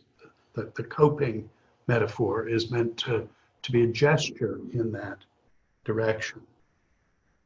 Now, in Philosophy in the Mirror of Nature, as we saw, Rorty focused this issue on the notion of privileged representations. He's seeing all this set in Enlightenment epistemology in terms of the concept of representation, and he's seeing an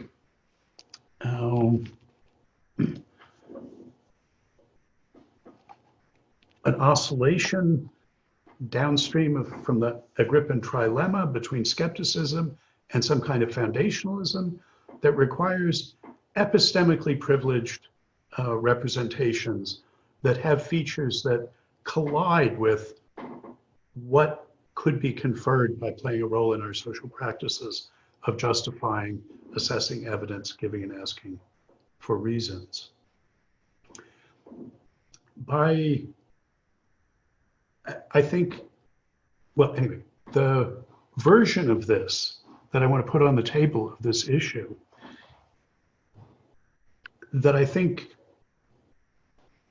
animates Rorty in the period after Philosophy in the Mirror of Nature is not looking at epistemologically or semantically privileged representations, but at ontologically or metaphysically privileged vocabularies. So he's learned the Quinean pragmatist lesson that is codified in using the vocabulary. Instead of talking about languages on the one hand and theories on the other hand, meanings and commitments or beliefs, we think about the use of vocabularies. And the notion of objectivity that he's concerned with concerns the privileging of some of those vocabularies over others. The idea that some of them are better and are made better by the relation they stand in to the world that they're about. This is a representationalist idea that there is a dimension along which some vocabularies can be assessed as better at representing the way the world really is. That's a notion of objectivity. But he thinks that notion is misconstrued if we put it in the Kantian terms or the neo-Kantian terms that Carnap does. The sort of home language game of that conception of objectivity is the Carnapian one, where you say, look, first fix your meanings, and then let the world be reflected in them. The world will determine which of the sentences with those meanings are true and which aren't. Which of the terms with those meanings refer to things that are really in the world and which don't. Which of the predicates pick out properties, represent properties that are in the world. Once you fix the meanings, the image of the world then being reflected in that, and so underwriting an assessment of one vocabulary that better represents the way the world objectively is than another. That's a notion of objectivity. Rorty's caricature of that, but it's a resonant and telling one, is that notion of objectivity requires making sense of something like nature's own vocabulary. The vocabulary that's privileged not by our practices, but by the way the world anyway is, the way the world objectively is.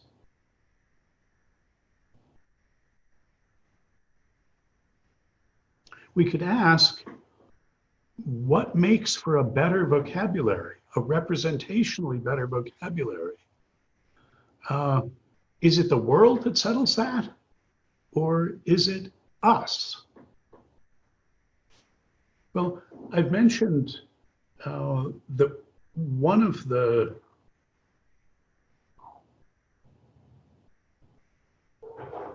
forms of skepticism that Rorty finds the vocabulary inviting is skepticism about any argument that requires you to quantify over all possible vocabularies.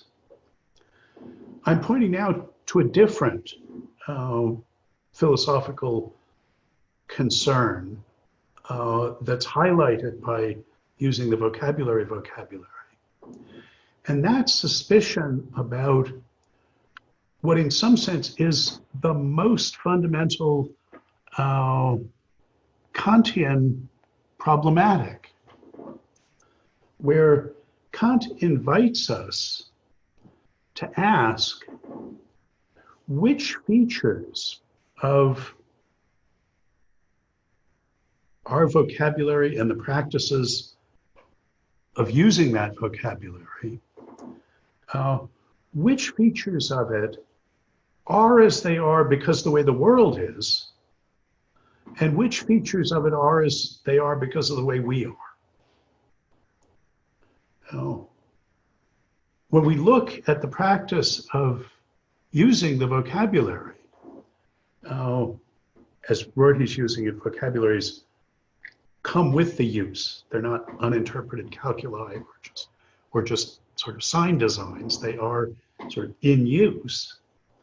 And there's a Kantian problematic, which is distilled down in the Carnapian picture of first picking your language and then letting the world determine what's true in it, that invites us to look at features of our practice and ask which one of them should responsibility be assigned to the world, to the way what we're talking about, the way what we're representing is, and for which of them are we responsible because of the way we are, that we can only perceive certain kinds of things and so on. So, for instance, this can seem a sort of commonsensical question, sort of who's responsible for this feature of our talk. Nobody thinks, presumably, that the world's responsible for us describing it in English or in German or in any particular natural language. But it can seem a substantive question whether the additional utility of having simpler theories over more complex ones, is that something that's sort of reflecting a feature of the world or a feature of us? And what about Galileo's observation that the book of nature is written in the language of mathematics, the utility of mathematical vocabularies for capturing physical phenomena? Is that something that's a reflection of a feature of the world? Or is that something that's a reflection of something about our capacities and what we bring to the party? Now, and the objectivity of various features of our practice is on this Kantian and neo-Kantian picture a matter of which features of our practice reflect sort of the objective facts that we're talking about, what's being represented, rather than idiosyncrasies of our means of representing them. And when Misak worries that Rorty, as the last degenerate form of the bad James Dewey pragmatism, is substituting our preferences and pleasure for the hard objective constraint of the facts, she's thinking he's putting everything over on the side of us. He's saying nothing is, no features of our practice should we understand as the responsibility of what we're talking about, the world that we're acting in. It's all a matter of our convenience and our practice. But the point I want to make is it's a fundamental feature of Rorty's use of the vocabulary that he's rejecting this question, that he's saying the enterprise of sorting features of our practice into those that responsibility for which should be assigned to the world that's represented by our practice that we're talking about, and which features we should think of as reflecting our peculiarities of embodiment of our cognitive and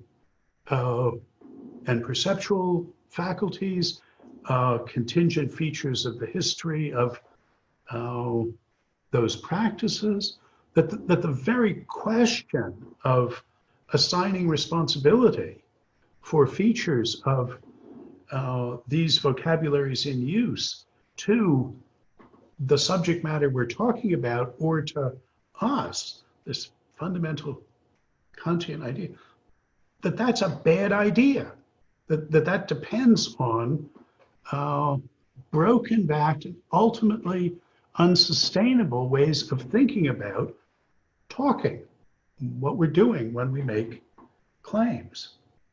That unless you think in something like those Carnapian two-stage terms, where first, entirely our responsibility, fix the meanings, fix the language, and then entirely the responsibility of the world, it's totally authoritative about which of the sentences in the language that we were totally authoritative about stipulating, the world is totally authoritative about settling which are true or false.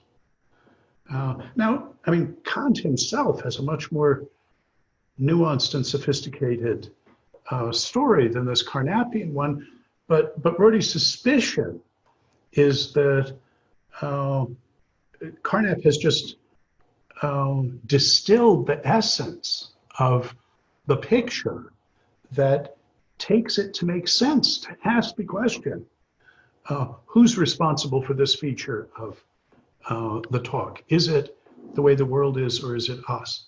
Now, I said, well, nobody thinks the world is written in English. Some people do think the world comes in objects with properties and relations among them. Well, does that really reflect our talk, or is that the way the world in nature, in its own vocabulary, does it come in objects and properties? Here's an example of a question that can seem hard in these terms.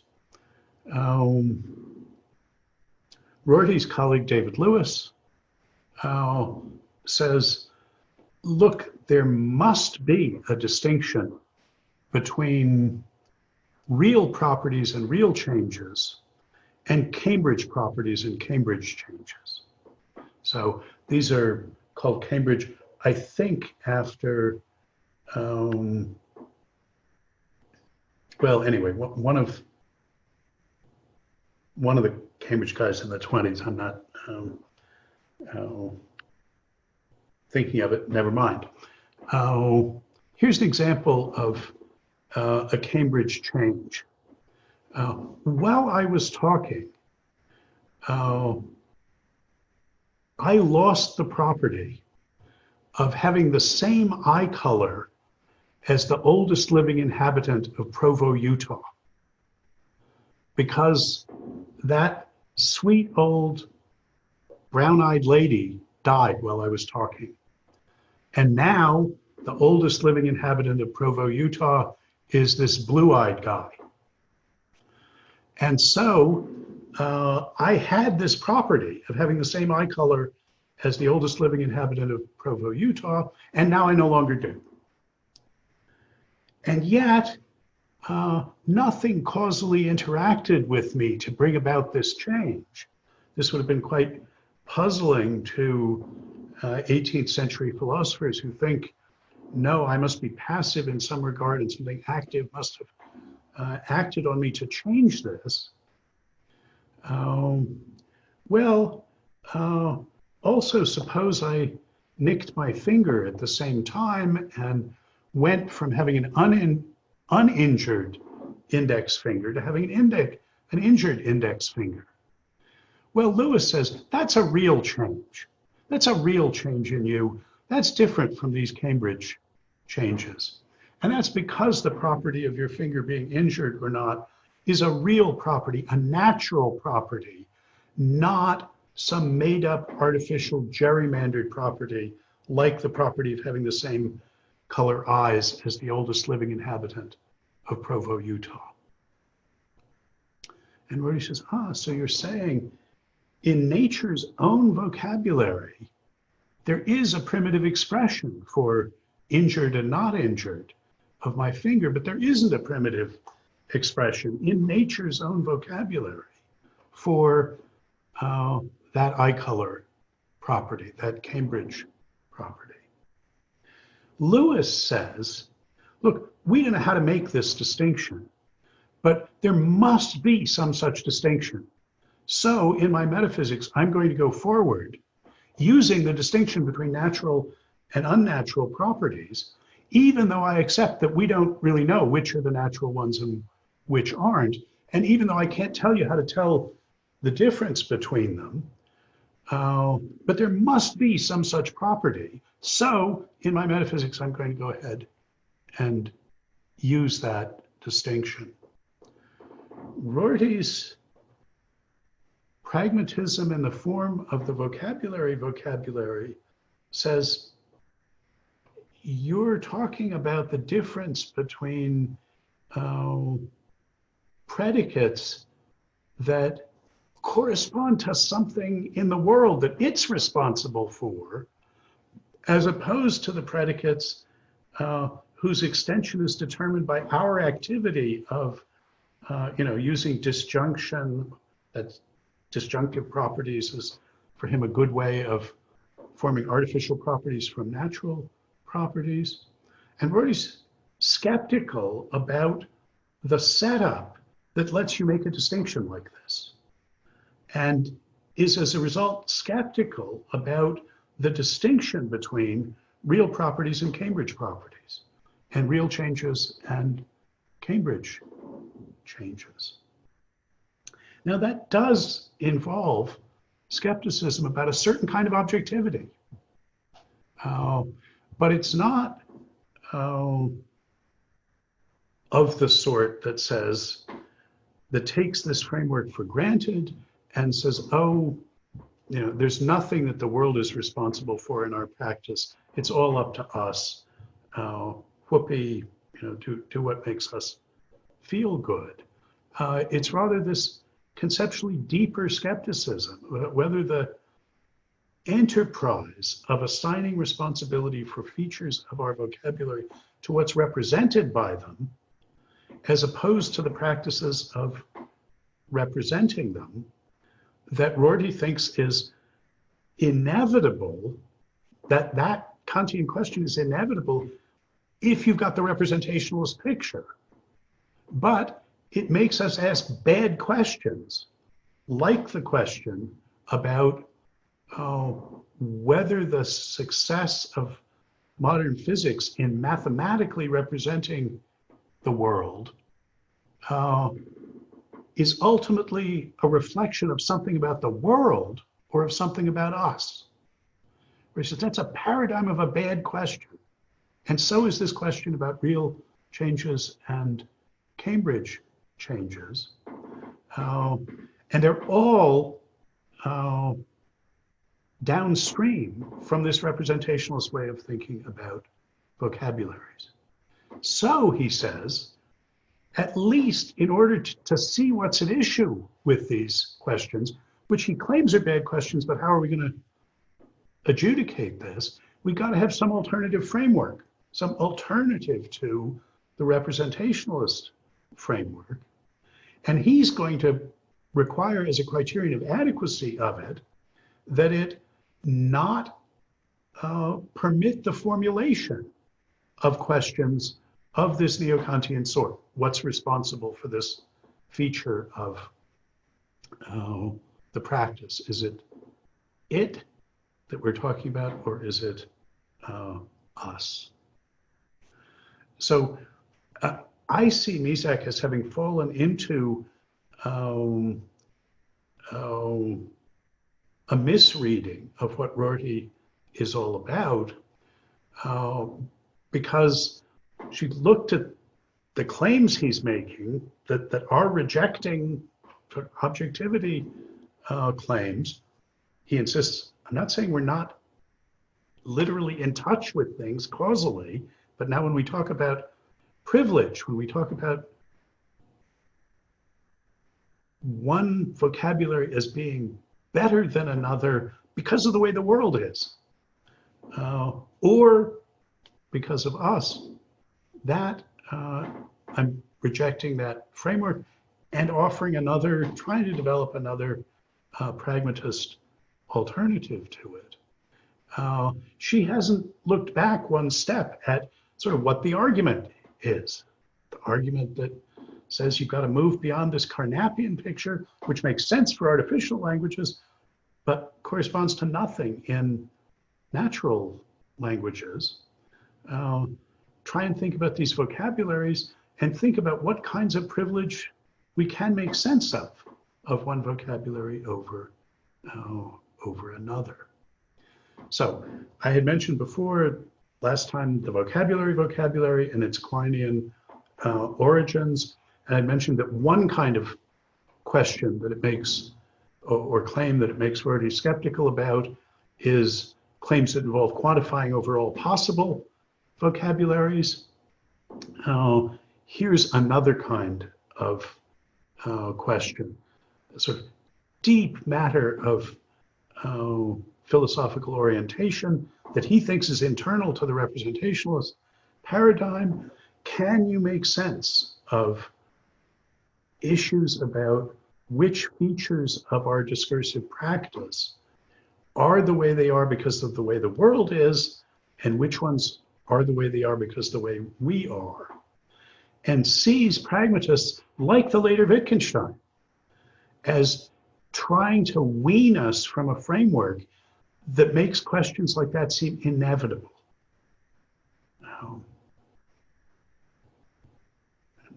So I'm not in propria persona claiming these questions don't make any sense. I actually think something like that, and I certainly think it about Cambridge changes and real changes, and I think it about the distinction between intrinsic properties and relational properties as well, which is not the same distinction. But one of the things that should be even clearer in Hugh Price's version than in Rorty's is sort of, once you're a semantic historicist about this use vocabulary, this representationalist philosophical use vocabulary, just how radical the rethinking and reposing of questions that invites and requires is, and sort of how deep these questions are how unsusceptible of the quick dismissal. Well, you're being an irrationalist, you're being a subjectivist. All of that's taking for granted the framework that he's digging down to interrogate.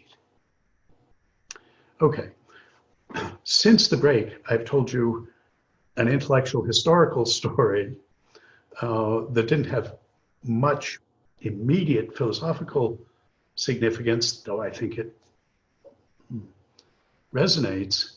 But this is a philosophical point that I think goes deep and that's behind the question of representationalism on the one hand and something else, pragmatism, expressivism, some post-representationalist alternative, or, how to sanitize and get a hygienic version of the concept of representation that won't be subject to the pathologies that Rorty is diagnosing, maybe correctly, maybe incorrectly. But we've just got to get clear about all of these things. So that's the thought I want to leave you with.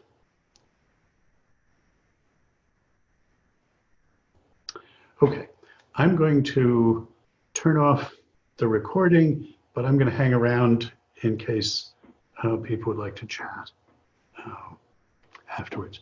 Otherwise, see you next week.